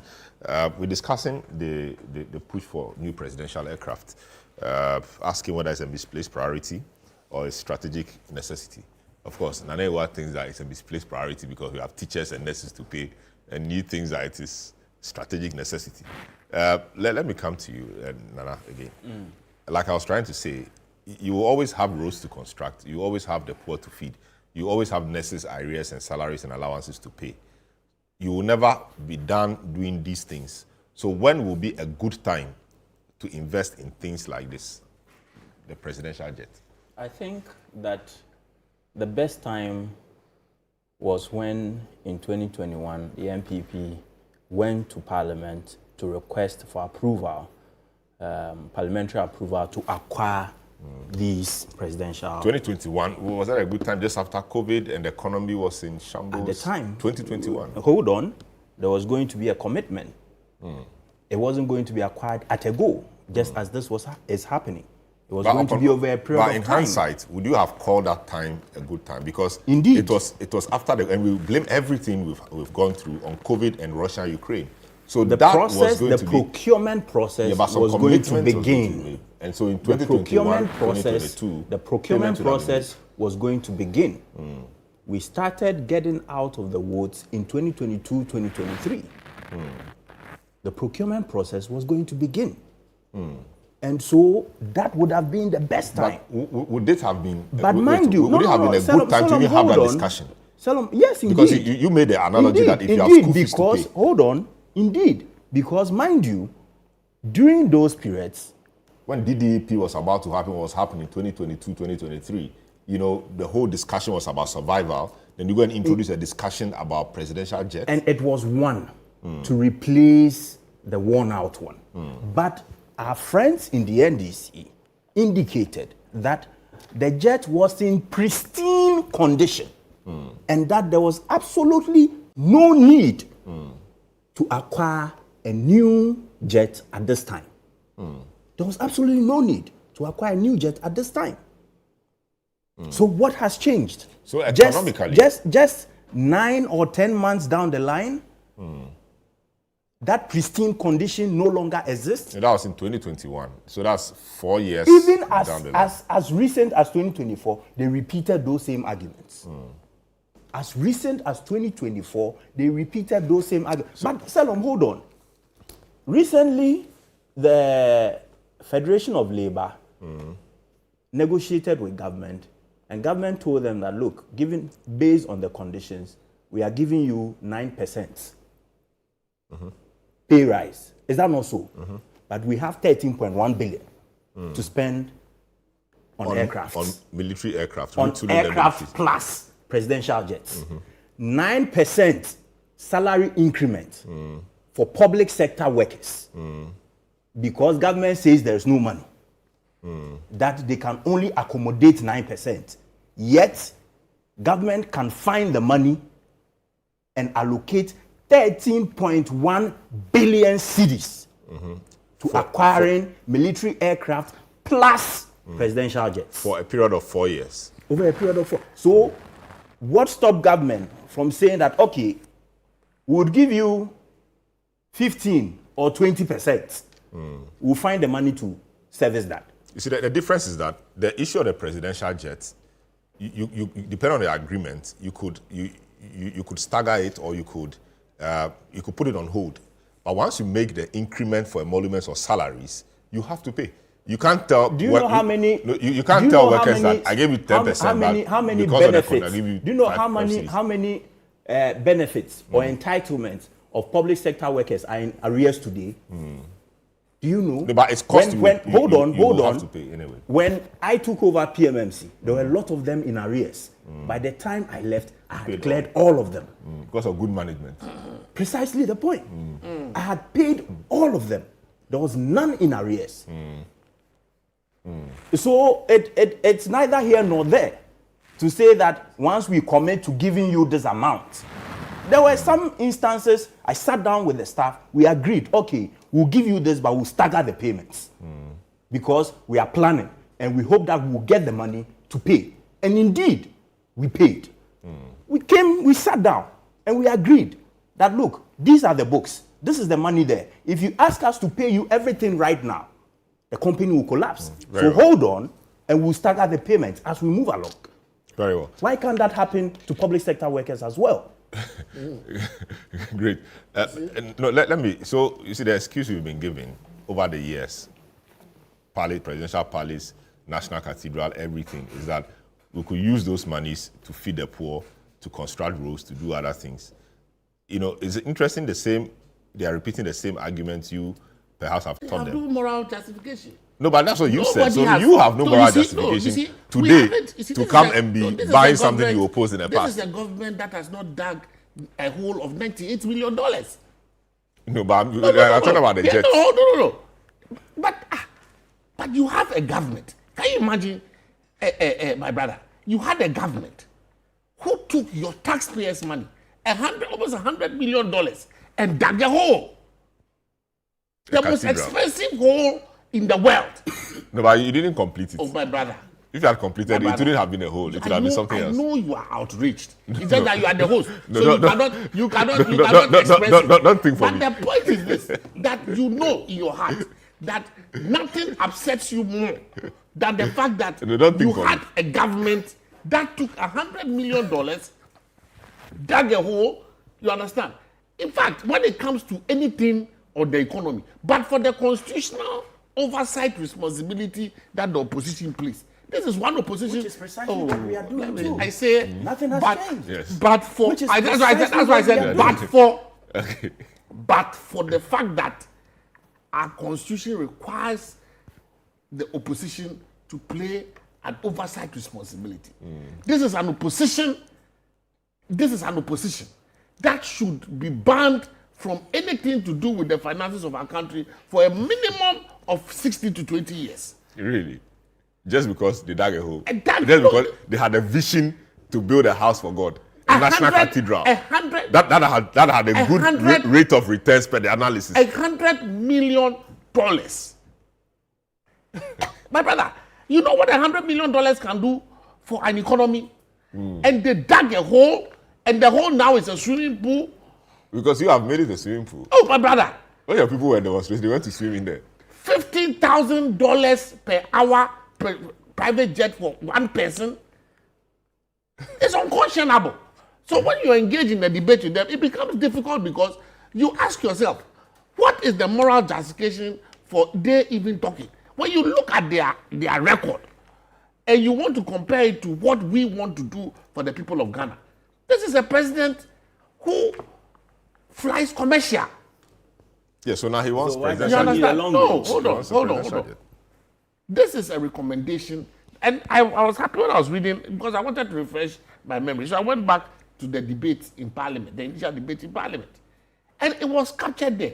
These aircraft are used by the military for the transportation of troops when they are going on peacekeeping. So they are put to other uses. Because I remember that issue very, very well when your Minister of Defense went to Parliament. It is not just for executive travel.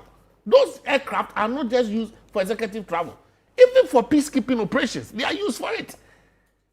You understand? So I'm challenging their ranking members on the Defense Committee to call for the justification, call for the value for money audits, among others.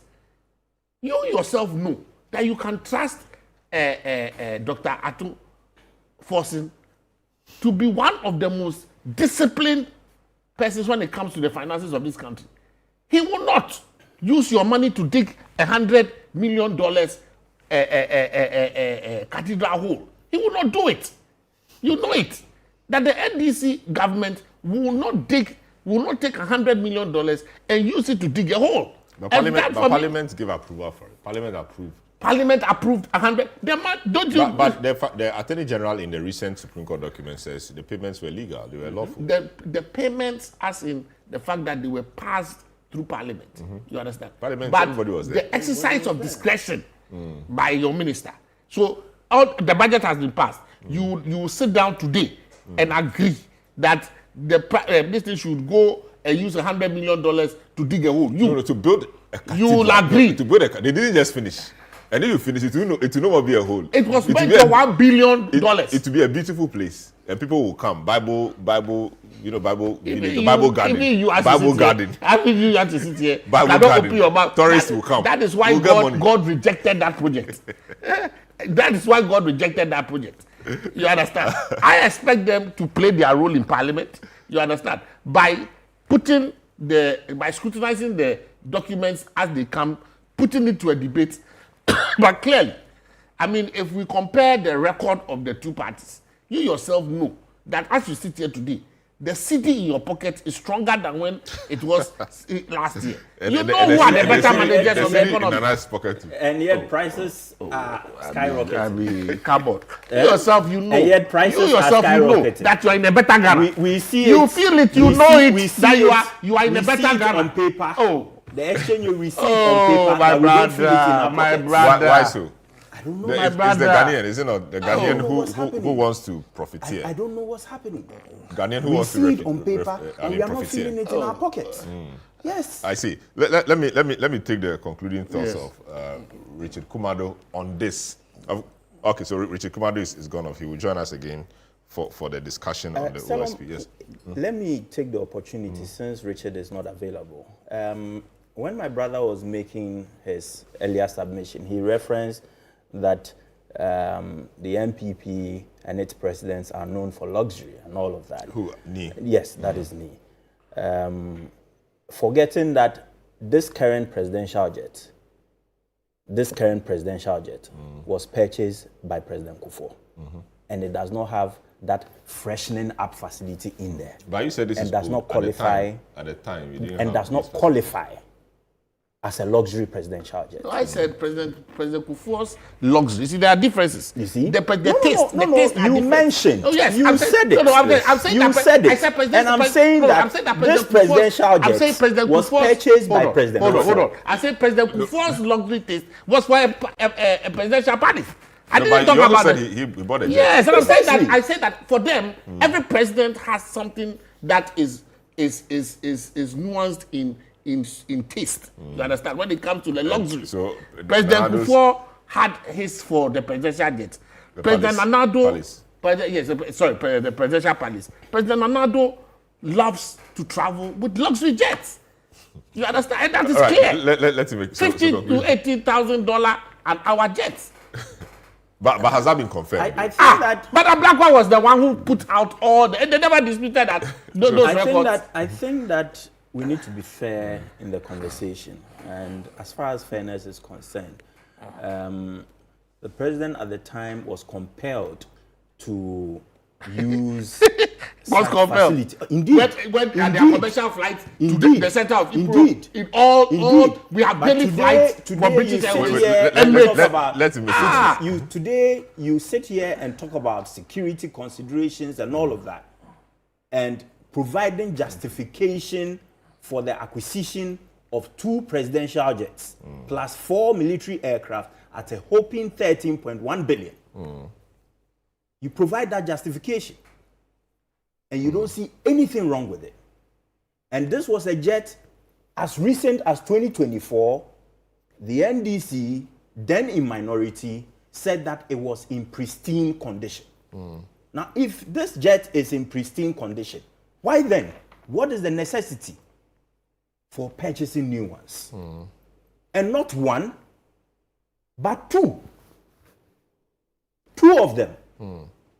And you go and sit down with Federation of Labor and tell them that I can only give you a pay rise of 9%. I see. We'll take another break. When we come back, we'll look at the matters of the OSP, the corruption fight, and the matters arising. This is the big issue. We'll be right back.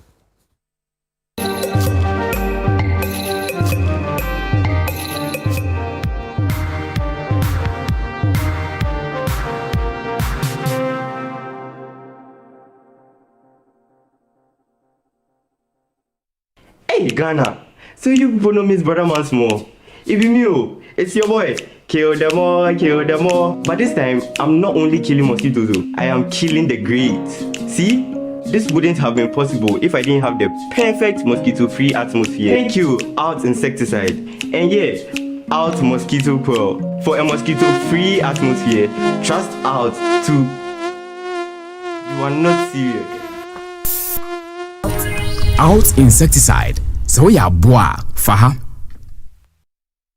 Christmas, my favorite time of the year. This festive season, Volta Serene Hotel invites you to experience the magic of Christmas and New Year like never before. From 20th of December to the 1st of January, step into a world of joy, music, laughter, and celebration. We begin on the 20th with a soulful carols night, filling the air with warmth and melody. Then, on 23rd and 24th of December, arrive in style as we welcome you with fresh coconut and local treats. Christmas Day brings pure delight, exciting moments for kids, relaxing escape for adults, and an elegant all-white dinner under the stars, crowned with a spectacular fireworks display. On Boxing Day, embrace culture and rhythm, from picnics and traditional dance to an unforgettable high life and old school night. As the week unfolds, enjoy movie night, live music, karaoke, and endless fun, until we welcome 2026 with a breathtaking fireworks show on New Year's Eve. Special Christmas packages starting from 4,050 for individuals, 5,250 for couples, and 8,900 Ghana cedis for a family of 4 for 2 nights. Call or WhatsApp 0541 539 867 or 0362 025 243 to book your experience today. Volta Serene Hotel. Feel the serene touch.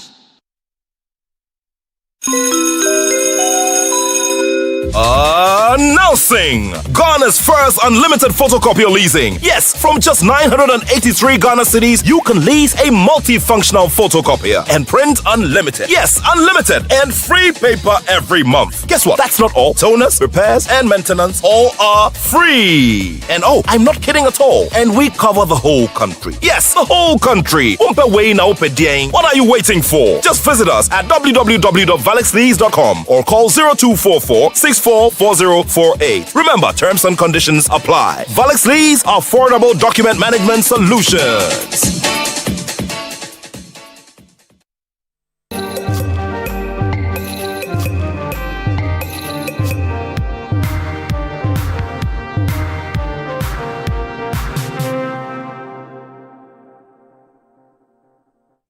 You're welcome back. This is The Big Issue. We are live on 97.3 City FM and on Channel 1 television, on YouTube as well.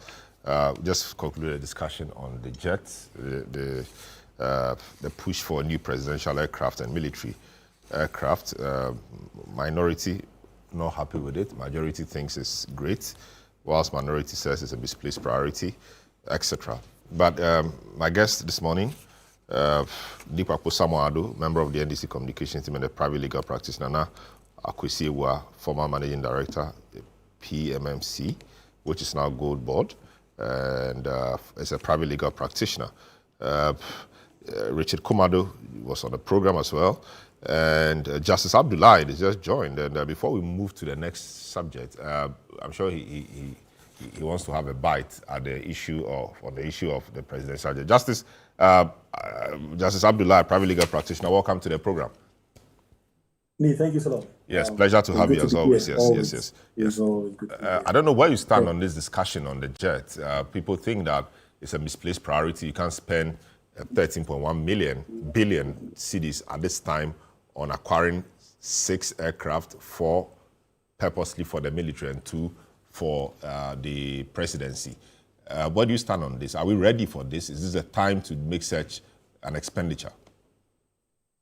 All right, thank you, Salam, and my deepest regards to my colleagues in studio. I think so we need to put this in perspective. As a nation, we do not have any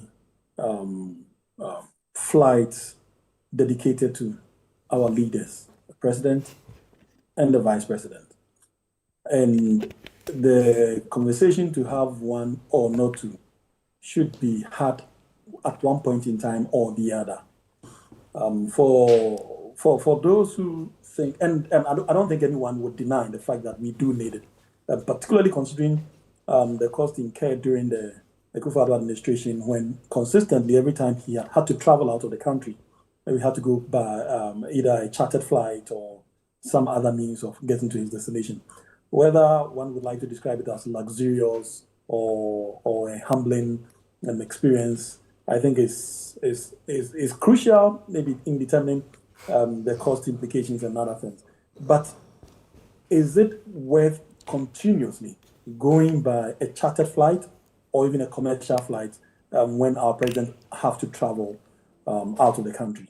I think this should be the basis for having this discussion, and not whether the timing is right or wrong, because there would never be a right time, particularly for us as a developing country. We may have to take this decision one way or the other at a point in time. And if taking that decision now is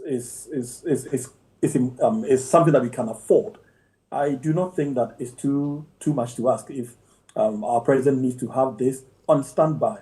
That will not cost us further monies going forward, because in the long run we end up spending so much more if you go by a chartered flight, and then the inconvenience part of it also comes up. The risk of going for this chartered flight also comes up, because anybody who wants to target the president could easily target the president, as against having your own and doing your own monitoring and ensuring that at every point in time it is fit for purpose. I think it's important to put all these factors into perspective before we ask ourselves whether it is prudent to continuously rely on external persons to rent their presidential jet or have our own. Everyone, I'm sure, would conclude that it is easier and cheaper and safer to have your own than relying on a chartered flight. And so on the basis of that, in any given day, at any point in time in our lives as a country, I would support a call for or a decision to buy a presidential jet for our country than relying on borrowed one or rented ones. I think it's just the right thing to do. I mean, it doesn't help when you want to mix this with other difficulties we face as a country. Those difficulties, they are genuine, they are germane, they ought to be attended to. And I would definitely not discount the importance of paying labor well. I would never discount the importance of ensuring that all sectors of our economy are treated, appropriately. I support those calls, but I also support the need in protecting our president and in the need, in fact, in protecting our leaders, president or vice president, when traveling out of the country. And I think it's a balancing thing, and we need to accept that reality, that we have to do this and move on as a nation. Whether it's 4 we are buying or 100 we are buying, I still support that idea, because you can't have a military that is also not tooled enough to undertake its activities. We may be luckier that we are a country that is not constantly engaged in wars and other things, but it does not prevent you from tooling your security agencies for being ready, to make them ready for any eventualities. You do not wait until you are at the crossroads before you take certain crucial decisions. You need to take those decisions now. And if having aircraft is one of the means of tooling our armed forces, why do we have to wait till tomorrow? Is there any appropriate time to do that? There is never the right time for these things. The only time that I may probably agree to a right time will be where the economy is not sustainable to afford these kinds of things that are crucial for our survival. They are indeed crucial for our survival, for our protection, particularly if it's going to the army. And so if you play politics with these subjects and make it look like it is wrong at a particular point in time or the other, in fact, it couldn't have been a better time for me than now. Yes. And so a quick one. So I think the principle is what you've laid out, but there's politics at play as well. The argument is that in the past, it was opposed. Recent past, it was opposed. And the excuse was that there was roads to be constructed, there were people to be paid, people were suffering, etc. And this is not the time. That wasn't the time to buy a jet. Like you said, there will never be a better time. So now the coin is flipped. The guys who were making the argument that it was not a good time are now the guys wanting to buy it, and the guys who thought that was a better time are now saying that we have roads to construct, we have nurses to pay, etc. So there's politics at play. The principle is already laid out. How do we marry the two?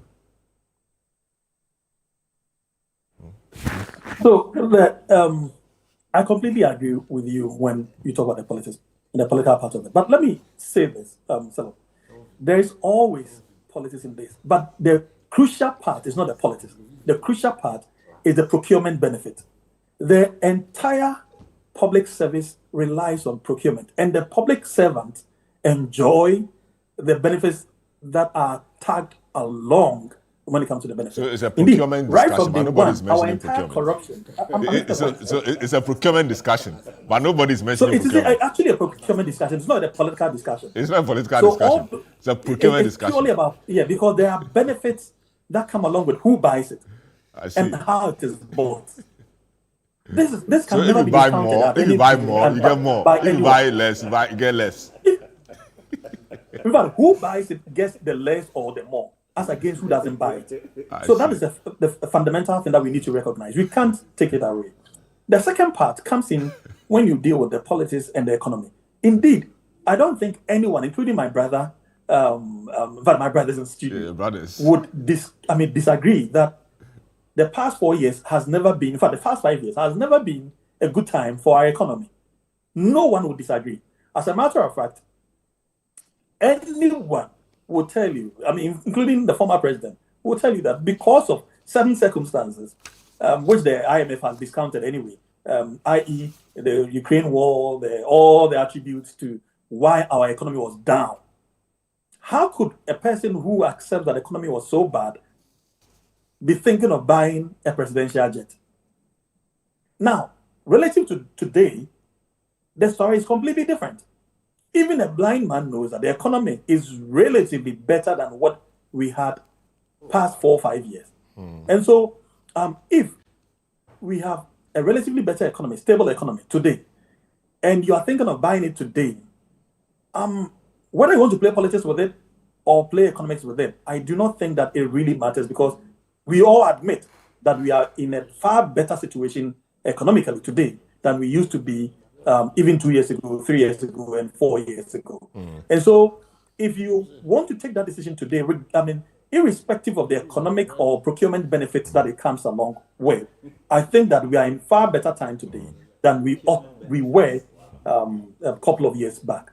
So yes, there's a political part of it, there's an economic twist to it, and there's a procurement part to it. Absolutely. But I see. That's a new twist. You cannot take away the fact that it's better today. That's the major inarticulate motive. The one nobody's talking about. It has to be recognized. All right, good. That's just that, July.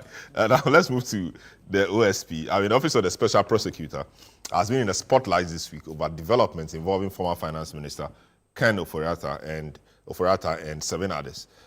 All 8 accused persons are expected to be arraigned on Monday, November 24, 2025. Prosecutors say they will also seek court orders to serve the charge sheet on suspects currently outside the country. In a related development, the OSP has dismissed reports claiming that Interpol removed a red notice issued for Mr. Ofori-Atta. In a statement issued on Wednesday, November 19, 2025, the office described the claims as, quote, mischief and misinformation, unquote, insisting that the alert has not been withdrawn. The clarification follows media reports alleging that Interpol rescinded the notice after reviewing the OSP's request, despite no formal charges being filed against him yet. Meanwhile, private legal practitioner Martin Pebu, after a meeting with the OSP, has renewed calls for the removal of the special prosecutor, Kisi Ejabe. The hearing couldn't go far because we raised some legal issues. There was an attempt to restrict me to one lawyer. So we pointed out to the officer who said so that, no, that's a very serious constitutional matter. You can't restrict a person who is being invited to appear before a committee to one lawyer. No, that's not our law. I started raising, especially the matter that for Ofori-Atta to leave Ghana without Kissi Ejabin stopping him, I smell something, okay? Right? And true, as we kept beating it in the public, finally you see that Kissi Ejabin came and confessed.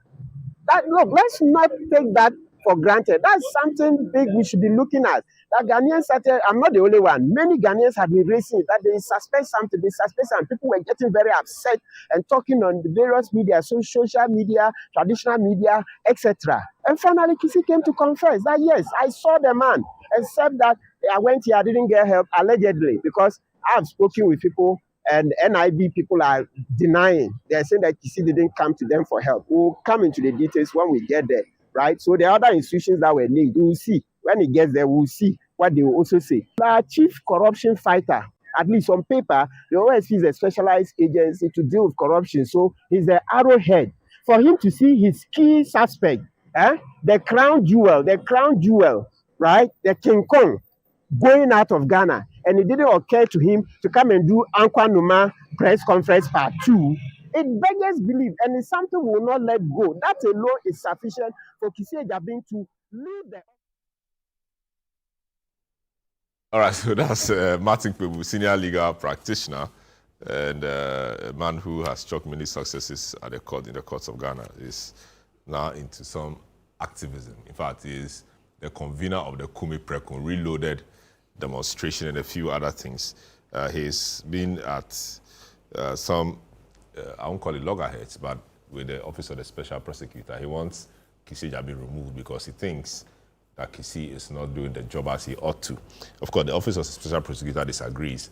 He was at the office this week to provide some information about why he thinks Kissi and his people are corrupt. That conversation could not really start because of what you heard him say, some preliminary legal matters that were raised. And so we hope that, of course, he's been invited again, I guess. He will go and lay out his case as it is. Justice, let me start off with you. At the Office of the Special Prosecutor, you think the OSP is under pressure to perform, or you think it is just the normal way things must run? It does appear there's a lot of pressure on that office and its boss, Kissi Ejabin, to perform. And are they doing what they have to do? Thank you, Salam. So, truthfully, it's difficult to be the head of the OSP at this point in time of our lives. It's been around, if you like, for a little over half a decade. I think we are probably in the 7th year or the 8th year. And it's natural that people start asking questions because its significance is not being felt as it was touted to be right from the onset. And so naturally, you would find pundits and indeed observers asking questions as to its continuous relevance within the scheme of our laws in the fight against corruption and other things, because people do not see the real impact of the OSP. In fact, if you like, the last 10 months has rather shown that the Attorney General's office may be capable of performing the very task that it was assigned to it by way of the fight against corruption if it was appropriately tooled and appropriately motivated, rather than having a separate institution in the form of the OSP. Of course, needless to point out that what we are witnessing within the Attorney General's office is also mostly about previous government officials rather than current officials. And so, admittedly, if you want to play mischief, you can easily say that the Attorney General is not targeting or is not going after his own people. But the other side of the coin is that nobody within this government has so far shown or had been seen to be involved in any act of corruption or corruption-related offenses. So that can easily be thrown out. But we've seen more of the Attorney General than we see of the OSP. And so it is beginning naturally to irritate people as to why we had the OSP, because even right from the point of its establishment, coincidentally, it was also only going after previous government officials. and nothing really substantive was seen. And even if you read their report, I mean, for 7 years or thereabout, nothing substantial, nothing, I mean, decent, relative to the amount of money we are spending on the office, and all the positive vibes that were made of the office, particularly if you take the position of the former president and how he believed that this was going to be the missing link in the fight against corruption. Indeed, most of us supported that idea that the OSP was supposed to be the missing link in the fight against corruption. And you would always juxtapose this with what everyone else said, including the former Attorney General, Godfrey Dami, when he said that it's difficult, sit on the same dining table with your colleague and the next day parade them before the court for acts of corruption or corruption-related issues. And so having an independent person who does not sit in cabinet or does not have any relationship with of members of government was the easiest, or is the easiest way to fight corruption in Ghana. And that principle, in fact, is not entirely wrong. It's actually still true because of who we are as people. Sometimes I think we are a bit more hypocritical than we should be, and so it makes it difficult to have the same people that you do everything with, fighting them in court. Which is why sometimes you'd find that even judges would recuse themselves when friends or relations appear before them, because we cannot be absolutely honest enough to deal with such situations. And so having the OSP, for me, was the missing link. Unfortunately, we are not seeing the impact of that missing link. And so when people start asking questions, when people start throwing stones at the office of the special prosecutor, it is genuine, and it is important that the office recognizes this and possibly take the boldest decision. And it's sad when you put the Ken Ofori-Atta saga into this whole mix, because we saw Ken around. These issues about SML in particular started way back when Manasseh started raising the issues, to the point where President Akufo-Addo even had to step in and commission independent auditors to go into the issues and all of that. All this time, I'm sure the issues were before the OSP. And we saw absolutely nothing, or if you like, very little being done to investigate or even prosecute the issues. I'm not oblivious of the difficulties one faces when you have an existing president or a government protecting its own.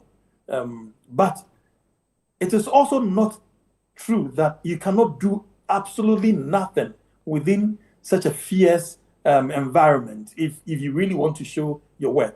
And so, putting all these together, it's quite difficult for anyone at all to score the OSP with any decent grade.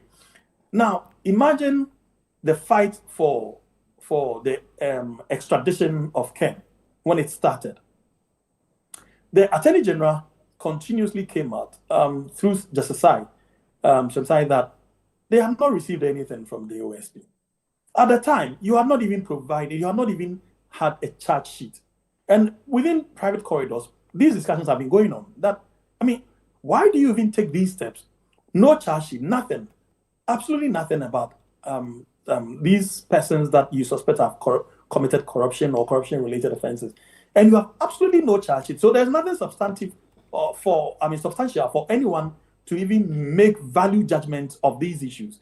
And if you are desirous of extraditing the person to your country to answer charges, I think the fundamentals are quite simple. That the barest minimum, put the matter before court, and then let the rest flow from there. But it looks like most of the discussions were more of media engagement than active and real attention to what ought to have been done to get the person within the country. So we're enjoying more of the media attention, more of the if you like, put some idea of attempting to please the rest of us that something is being done, when in fact we do not see the impact of what was being done if not something was being done at all. Okay. So in the end, my position is that the OSP has a lot to do to prove all of us wrong, that indeed it is fit for purpose, and that its continuous existence is crucial for the fight against corruption. Talking about the impact of the OSP, he may not have been successful in putting anybody behind bars, but will you discount the fear factor? Of course, when Kisi was being vetted, he said his aim was to reduce corruption. He may not be able to eradicate it, but he'll make it an expensive venture to engage in. So when you're doing something, you know that the mere fact that you know that the OSP could come after you is some success. So for example, in his short time as OSP, at least he's investigated the amount of sitting ministers.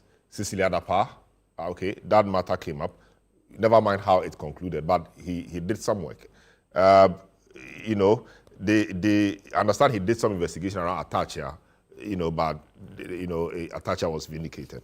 The Northern Development Authority, there was some, or there is some ongoing matter there in respect of how some monies were used. So that was a sitting government agency that it was investigating and is continuing to investigate.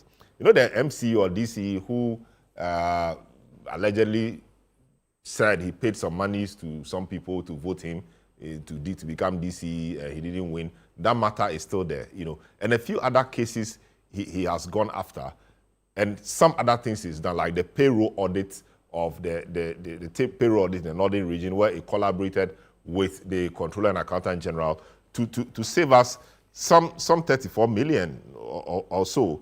You know, all of these are things which people may say are successes. He may not have put anybody behind bars, but he might have succeeded in saving the country some monies and putting the fear of, I won't say the fear of God, but putting some fear in people. Is that not success as well? So, this is it. When you are able to list alleged successes, it literally defeats the entire conversation and indeed the continuous existence of the OSP, because you should ordinarily not be able to list them. Ordinarily. You shouldn't be able to list these things. Ordinarily, you should be able to rather show, knowing the level of corruption in this country, how pervasive it has been. I mean, particularly within the public sector. It shouldn't be countable that you're able to tell us what has been done and what has not been done. Indeed, when you talk about saving us money, it is actually part of the functions of the OSP to prevent, to be proactive in the fight against corruption. So it is so that the measurement is not really about convictions, securing convictions, and then sentencing people to prison. That is not how you measure this. Otherwise, you'll be completely wrong. Sometimes just the fact of prosecuting could even be of immense help. So I'm not even counting the successes of the OSP in relation to securing convictions of people that it has prosecuted. Neither am I counting it from any particular angle. I'm looking at this holistically for us to determine whether it's indeed worth our while. You see, if you relate the OSP to the Attorney General's office, which I did a while back, you can clearly understand why it should be doing more in the fight against corruption than any other institution within this republic. But just a quick one. A quick one. Kisi is 3 years old at the OSP. When he came, When he came, the office had almost collapsed. Martin Amidu left. The office had almost collapsed. They came. They had to employ people, fill the spaces, everything, train the people, which took about a year. So effectively, he's been working for just about 2 years or 1.5 years. And all right, is that not to be considered in the analysis as well? Respectfully, this discussion is not judging Kisi as an individual. That's not what is happening here. What we are discussing is the office of the special prosecutor, not the officer in charge of the office. And so if you reduce it to Kisi, you may be missing the point. You may be missing. I get the point, but yes, to be fair, but Kisi is becoming the embodiment of the office. Martin Amidu at some point was, but we know how it ended. He didn't spend much time there. He left. There was quite some lacuna before Kisi came. So Kisi, and in fact, Martin Amidu, with all his glory and his reputation and everything, you could put only one person, if my memory serves me right, before court, Mahama Yarega, in that ambulance matter, which never went anywhere. So Kisi is the man really moving the OSP. So that's why sometimes people, refer to the OSP as Kisi, even though it is the office. It shows that is how people see the office. He's the one embodying the office right now, and I think it's fair to say so.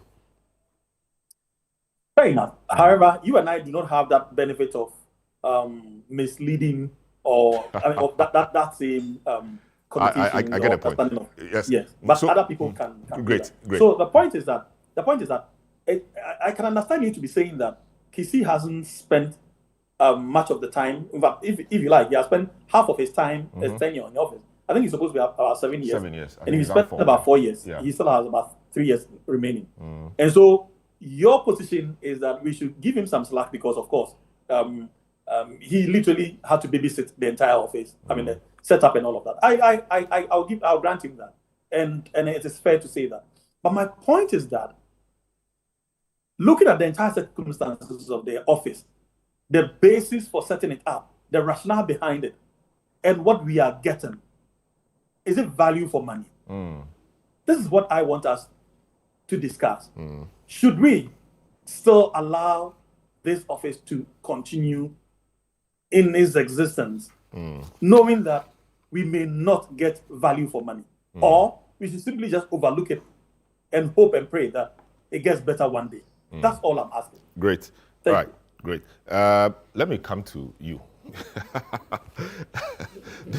the office of Kisi and the office of the special prosecutor appear to be on some collision course with the AG.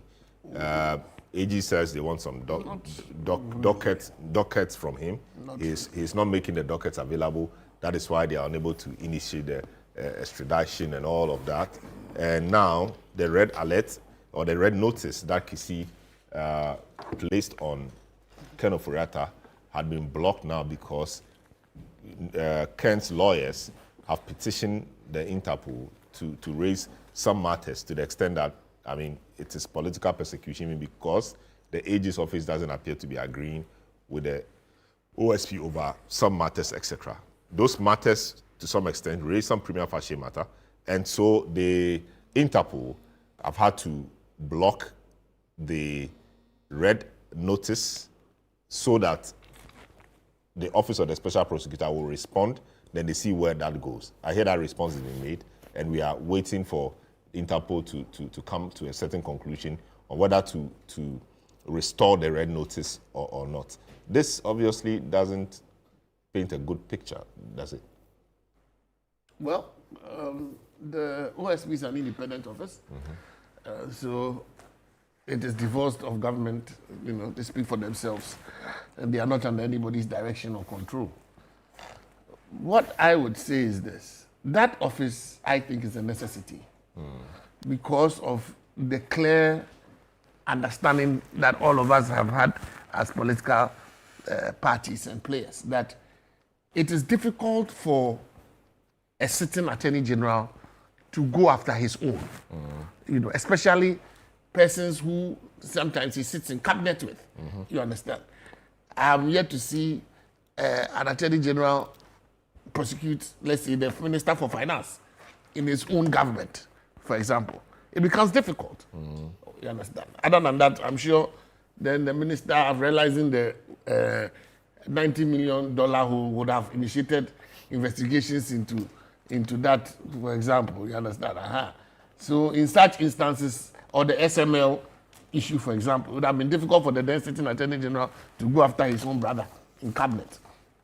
So we came up with the concept that, look, under the vision of President Nana Akufo-Addo, credit to him for establishing the office, that there comes a time when we need to create an office that will deal with corruption and corruption-related matters, you understand, to the office, give it specific mandate, take some of the power from the Attorney General and give it to him so that he's an investigative person. He's also a prosecutorial authority on his own. And also to prevent corruption as well. Now, in respect of this matter, and I respected this on another network this morning, that I have not been impressed with the handling of the issues to do with the preparation of the docket and when it was ready. I felt that, look, if something is not ready, yes, the OSP is enjoined under their law to inform the public as to the progress of investigations, what they are investigating. They do that by way of their publication twice a year. But the practice normally is that if the docket is not ready, it's not ready. Look, U.S. investigators can take 5 years, 6 years, 7 years investigating one particular matter. In fact, the recent conviction of a gentleman for donating illegally to the campaign of President Obama. These investigations take years. Sometimes these fraud investigations that involve international, they can take 5 years, 6 years, 7 years. It is when they are ready, the docket is ready, they are ready to make arrests, then they break the story. Or when they file the indictment, then they break the story. So when the issue of, and when you hear the OSP, even this morning, they will tell you that they issued a red alert to restrict the movement of Mr. Atta. But the point being that, look, at all material times, the Attorney General and other agencies, and at least the public communication that we've all had, was the impression that the OSP was the lead agency when it came to the investigation of Mr. Ken Ofori-Atta in respect of, I believe, about 5 matters. Now, if you are the agency that is investigating the man for 5 major issues, other agencies are also investigating for other matters. But imagine that all of them try to move in for extradition at the same time. It literally would look confused. You understand? It will look like everybody is fighting in a space for, when at the end of the day, what you want is accountability. What you want is, so one agency obviously will be allowed to take the lead, bring the person in, and of course everybody else will then get to question the person. So at all material times, the impression had been that the OSP's investigations had gotten to the point where extradition was going to, because the red alert clearly was that if you get him, arrest him because he has questions that you want to answer. Then you moved in with a request for what? Extradition. That request for extradition did not come from the Attorney General. It came from the OSP. You understand? And that triggered the Attorney General's request for what? A docket, whether it is in a temporary form or it is in a completed form. And that is where we had these issues. But their matter was that just around that time, they got leads into various aspects of the I understand that. Nobody does say that. That's why I said that. In all of this, would it not have been better? You understand? Then the issue of whether you should charge them, whether you can try them in absentia, all those issues came up. But for the public pressure, do you believe that we would have had these charges filed this month? Why not? Oh, please. I think that, look. But what do you think? My thoughts, the OSP doesn't want to proceed. Oh, no, not at all, not at all. My point is this. The OSP is a very important office. Its methodologies and things are laid down in law. My point is this. If the docket was not ready, perhaps there was no need to have even made any public pronouncements in respect of, because when you make those pronouncements, you drive expectation. You understand? Clearly, if you are going to receive further leads, because at the point when there was the reports about whether the dockets were ready or not came up, the obvious question was, is the docket ready or is not ready? Yeah, so per the new findings. No, the first letter that went, they say produce the docket. Yes. Whether in its temporary form or in. But they said they couldn't produce in the temporary form because there were other persons or other things in it there that the AG didn't necessarily have to see or need. Why? The matter was in respect of Ken Ofori-Atta. There were other things in there. But you are preparing a docket in respect of. So give him what is needed for him to be able to trigger, because his point was that without a docket, he could not do the extradition process. So my point is simple. If the thing was not ready, it was not ready. That's been that's the only point where I have a difficulty with the way communication and handling. So you think they spoke too early? They spoke too early. I think that if they had waited, filed the charges that they have now with everything ready, and then let the public know that we are ready. But you think even as they are working, there's public pressure. So maybe 10 months. But you say you shouldn't be moved. Nobody's hearing about Ken. Hold on, you shouldn't be moved. The thing is this: if your investigations are not complete, they are not complete. Because when you do that, you fuel unnecessary public discourse about on motives which are unrelated. My point was that, look, Mr. Ken Ofori-Atta is not the only suspect that the OSP has to deal with. If they are not ready, they're not ready. And if you tell the Ghanaian people that you are investigating, until your investigations are complete, you are not in a position, you understand, to deal with issues of red alert, what have you. You are not ready. You understand? It means that you are not ready. And nobody can push you to do something premature. Because when you move before you are ready, what then happens is that these are the difficulties you meet. And you explain and explain and explain. You understand? You give your version. Oh, the red alert is there. The red alert is not there. But the point is simple. It's either the red alert is operational or it's not operational. I don't see any middle ground in this issue as to the fact that the red alert is there, but you cannot see it. No, so there's too many explanations. It's been redacted. Have you seen redacted red notice? Do you know of a concept called redacted red notice? But we know that the Interpol and so unless listen, the point is this. You are dealing with a suspect that is literally the crown jewel of all the investigations you are doing. The law is that everybody is deemed equal before the law, blah, blah, blah. But there are suspects that are of supreme public interest because of the. So when you are handling their matters, unless you are ready, you don't move. Nobody should push you to the point where Ken Ofori-Atta, for example, we understand there are many things.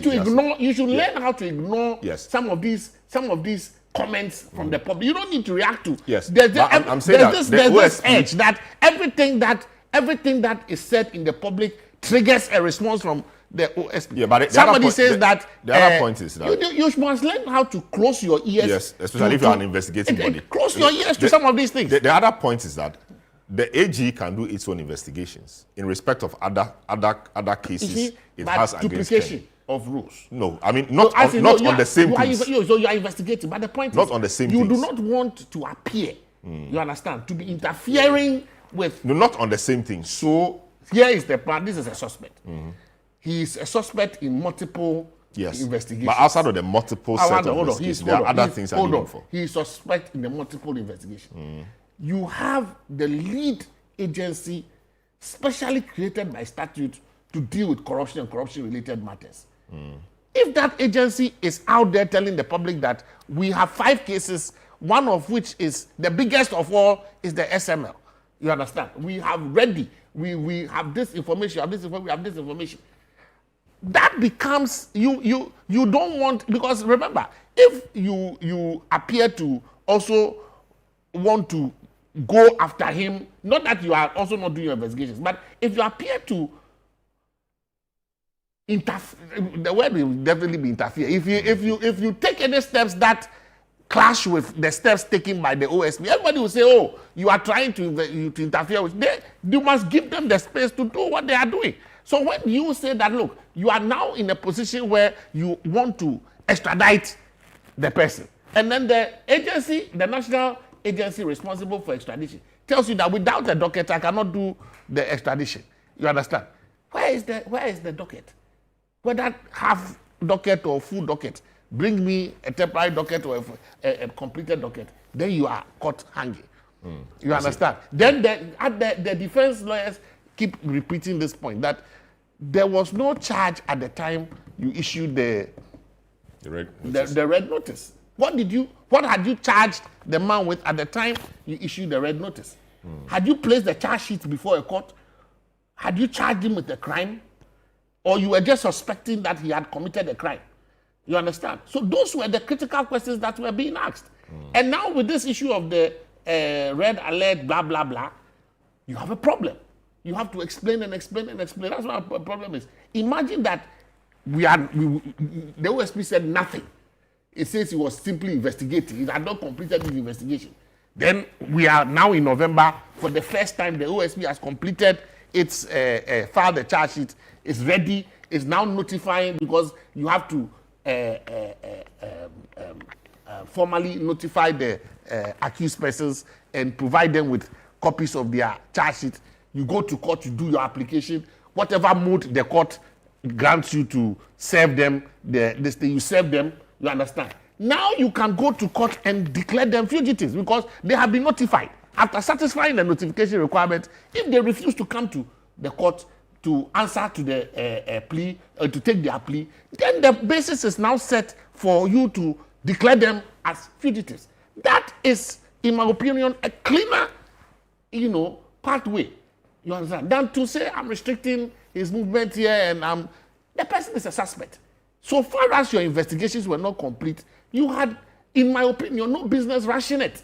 Because at the end of the day, we all want a situation where we learn from best practices. The investigative agencies in other countries can suspect you, can be a suspect on their list. They will allow you to go in and out of their country. When they are ready to pounce, they pounce. Look at the MP that was dealing in cocaine, for example. How many times did the U.S. authorities not allow him to move in and out of the jurisdiction? It is when the evidence was complete and they were ready to pounce, then they made a public announcement and they grab you. You understand? The fact that you are monitoring him, you are an intelligence agency as well. You know his movement, you know where he. So you keep your cards to your chest. I just feel that the OSP, as a developing institution, must also develop a thick skin in a way that does not always appear to react to everything that is. Because there are agent provocateurs in there. Defense lawyers and others will provoke you.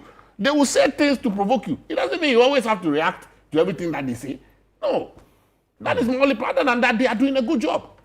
For us, for me as a citizen, the way they keep trying to,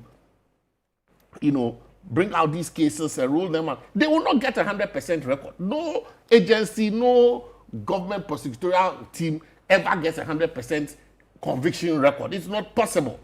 But the fact that people will be put to court and will be given their day in court, the charges and the facts and the things that they have done in terms of the charge sheet, those are things that as citizens we must be proud about, that we are building an institution. So they should not be overly sensitive to criticism. You understand? They should take some of the criticism on board and learn from best practices. I see. Nana, yes, the Office of the Special Prosecutor, you think that they are not, I wouldn't say sleeping on the job, but that's the accusation, that they are not vigorous or they are not rigorous in this matter of Ken Ofori-Atta. The fact that they took so long to bring out the charges, the issue about the red notice and everything.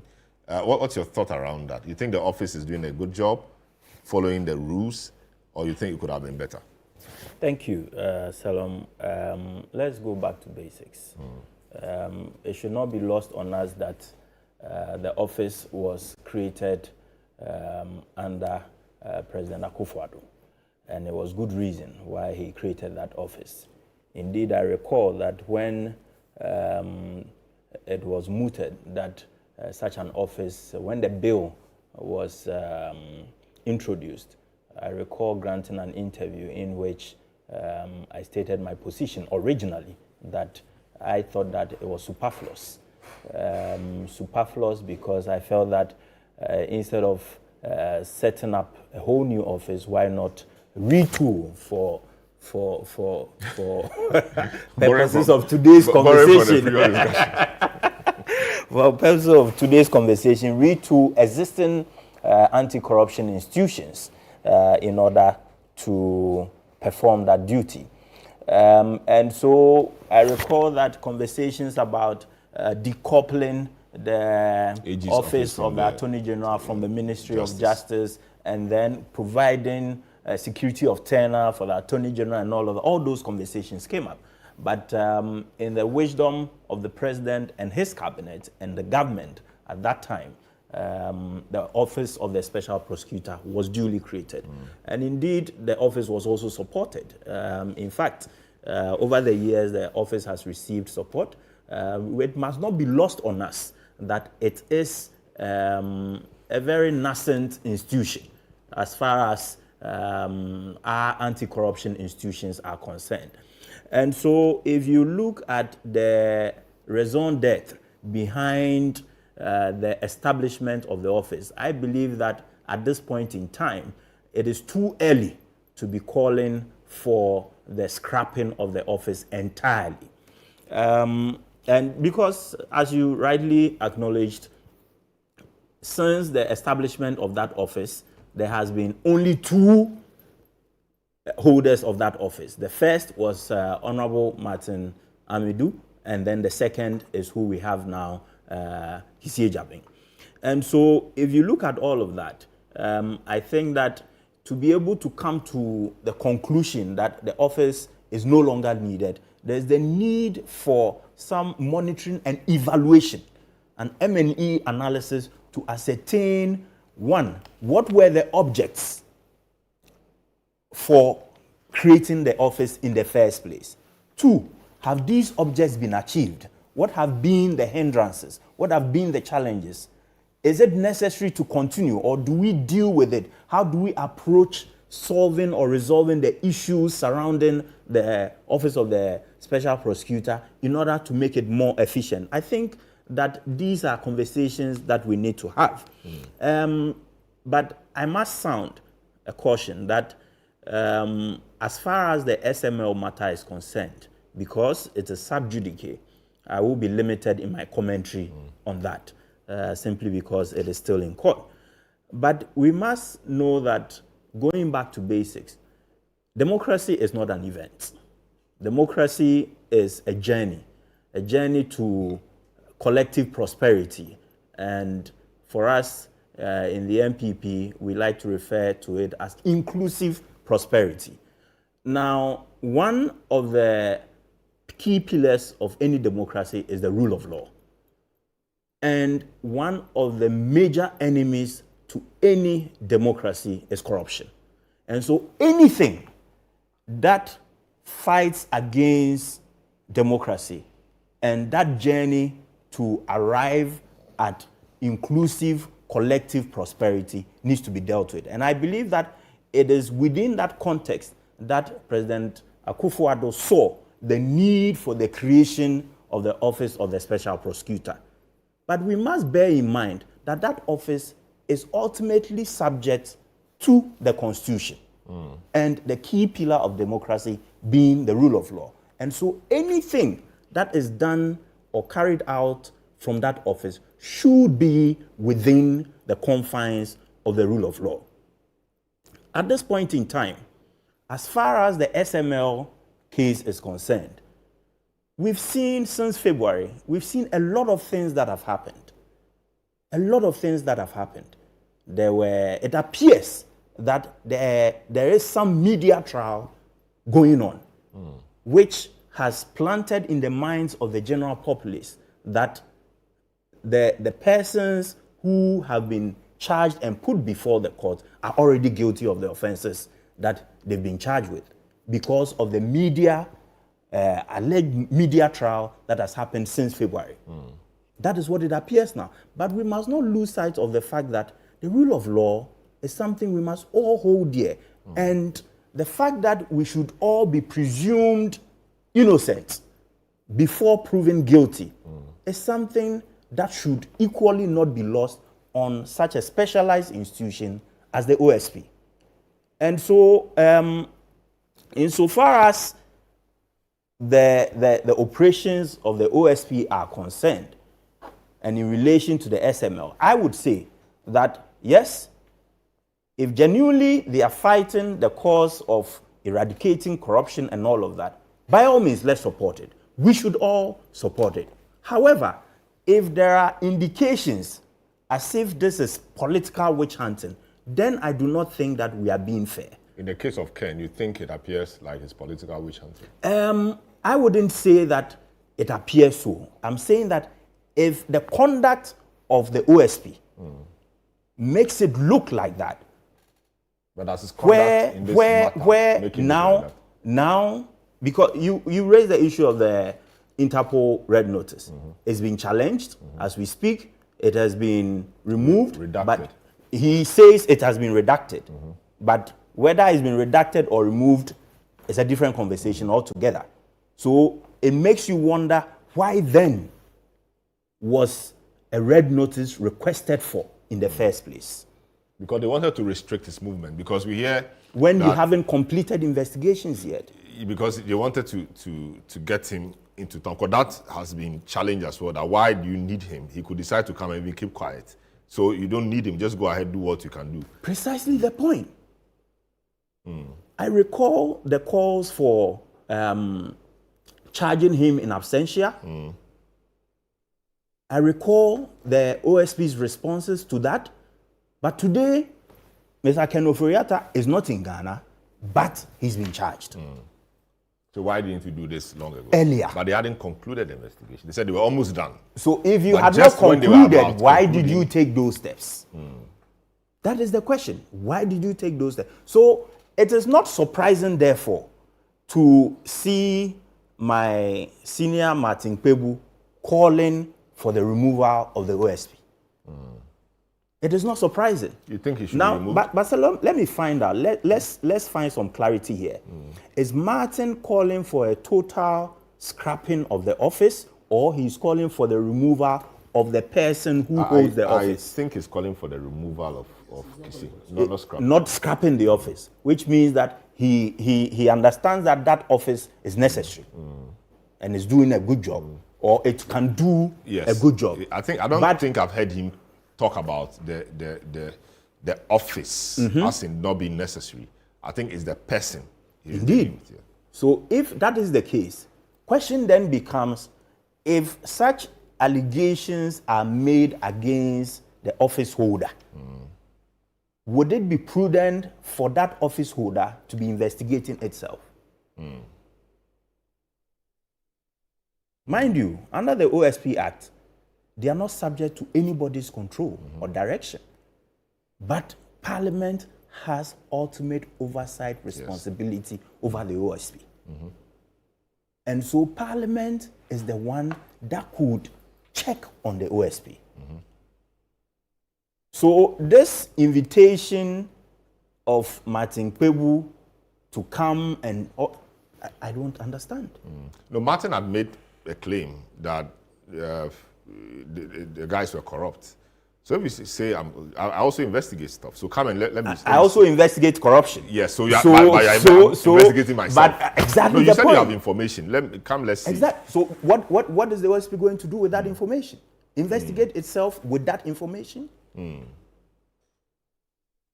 I get a point, though. Precisely. So as far as the office is concerned, I believe that the rationale behind the creation of that office, which was conceived by President Akufo-Addo, was good rationale. But it's not being played out well. Precisely. And I think it's early days. It's too early. It's too nascent an office to scrap. Too nascent an office to scrap at this point. So we need to take our time. But have you been impressed? I mean, so the last comment. Have you been impressed with the workings of the office so far? It is too early for I think me. But it's almost 10 years. Yes. I think there's a deterrent effect that office I agree. is instilling in people now. I agree with you on that. And to a large extent, in the fight against corruption. I think that's important. I agree with you on that. I agree with you entirely on that. For setting it up. Yes. I agree with you on that, because even the establishment of the office sent waves. It sent waves. And this is an office holder, the special prosecutor, enjoys security of tenure. So no government has control over it. Great. let me take the final views of Justice on it. Justice, are we ever going to see Ken in Ghana? Are we ever going to see him in the process? Tradition is quite a difficult one. Godfrey Dami tried it with Sedinam Ationu. Till date, I'm not sure anything has been done about it. That was Godfrey Dami who tried and secured conviction for a person. He tried it, but it's not been successful, so still nothing has been happening. It's been years, or it's been about a year or two. Can we go through this process and get Ken to Ghana? I have every conviction that if we are determined to get into Ghana, we will. I mean, particularly looking at the sort of relationship we have with the U.S. administration on extradition and other matters. We have been playing nice balls with them. They always get what they want in Ghana. We give them people, we give them property, everything that they request for. I think Ghana has shown that level of consistency in granting the request of the U.S. administration, allowing them into our territories and do all kinds of things. I think it was just fair and right that if we have similar requests, they also accord us the same level of respect and then reciprocate what we do to them, for them. And to that extent, I believe that once we push strongly our case, within the confines of the law, we would be able to get both persons into Ghana. Mind you, this will not be the first time, even though in the past we have had other transactions with the U.S. government by way of exchanging of people from across the boundaries of the two countries. Particularly, if I remember, I think this was in the 80s and all of that. But that is a different subject for discussions. But with respect of this, I think that once we lay the cards there and able to show that indeed these are people who genuinely need to come to Ghana and face the law, I think I see nothing wrong in the grants and of that level of application. But having said that, my question is, what is so difficult, particularly in relation to Ken, if he genuinely believes that he hasn't done anything wrong? What is wrong in coming to Ghana and defend himself if he has not? But he said it's not well. He said it's not well. Naive. I mean, we all know. What that means. That story has turned out to be completely false. Looking at the recent events, but we can discount that. My point is that Ken, that we have known in Ghana over the years, I have difficulties accepting why he doesn't want to come and respond to the allegations that are being made against him. I understand what Nee is saying, but honestly, Ken's issue is mind-boggling. It's mind-boggling. Because he had shown. This is a man who called himself the father of Ghanaians, and I find it so difficult to appreciate the difficulties or the challenges of coming here. For several reasons. First, because he believes in the rule of law of Ghana, and I'm sure three of us, luckily, coincidentally, happen to be lawyers, and we all believe in the fidelity of our laws by way of the prosecution of persons and all of that. And that this will never be, and I can bet my last life on it, that this is not going to be a persecution of an individual who has not done anything. Great. If it is going to be a prosecution, yes. That means you have a chance of exonerating yourself. Great. My time. Yeah. No. My time is up. So, yeah. So you wanted to make a point in 2 seconds. Two seconds. I think that I am struggling to see why Honorable Ken must necessarily be in Ghana. Because there's a provision for trying him in absentia. Precisely. Great. So and besides, in yeah. civil procedure, in recent times, our civil procedure rules was amended precisely. But do we have that for criminal? No, not that I'm aware of. Not that I'm aware of. But this is not civil, this is criminal. This is criminal, but why can't such a provision? But that's amending the law. That's a longer route for that's Ken. Procedural rules. Yes, but we have to amend. For now, we don't have it. All right, so we'll have to go. What's so special about Ken? Yeah, so Victor Salome was in Ghana, Kwame Pepra was in Ghana, Kwesi Botwe was in Ghana. Every other person who has held every other person who has held the position. No, but he said it's not well. He's not well. And he informed us before. Victor Salome was well. Yeah, but he informed us he was leaving. No, Victor Salome, who was in the US, who was brought down. Thank you so much. Well. That's Ni Pakpo Samoa Ado, Nana Akwesi Ewa, private legal practitioner, Ni also private legal practitioner, Justice Abdullah, private legal practitioner. My guest today. Have a good afternoon. Thank you.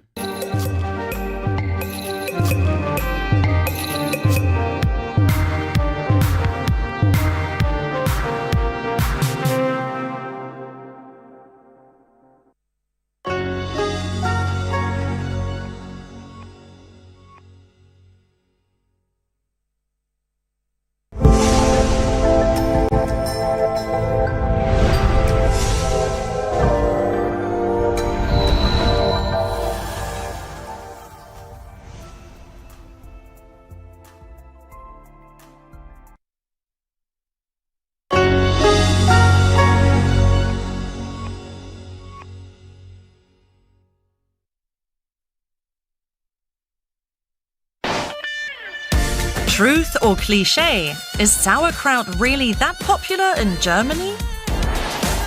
Charming or unaffordable? What's life like for young people in Portugal's capital, Lisbon? Wearable or impractical? Why is this researcher designing clothes made from mushrooms? All that and more coming up now on Euromax.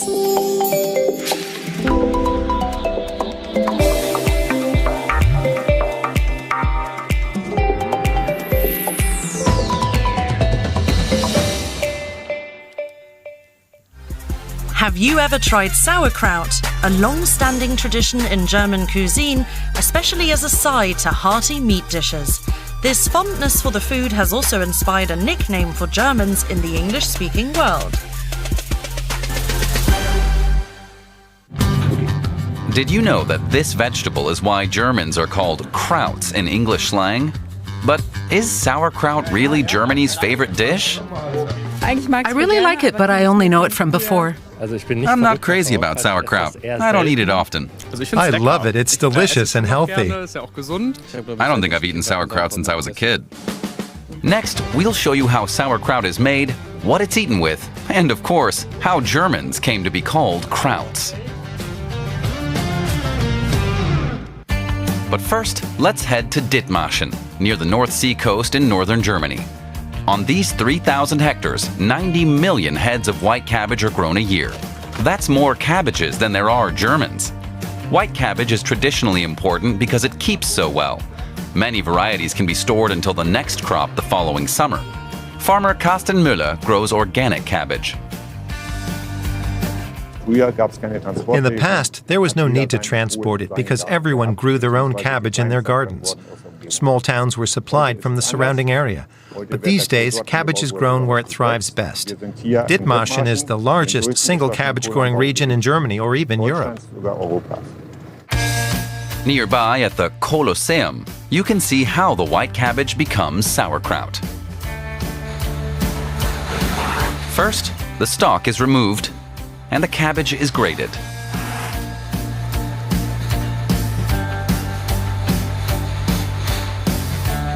Sauerkraut is a product of fermentation, and this is how it's done. Salt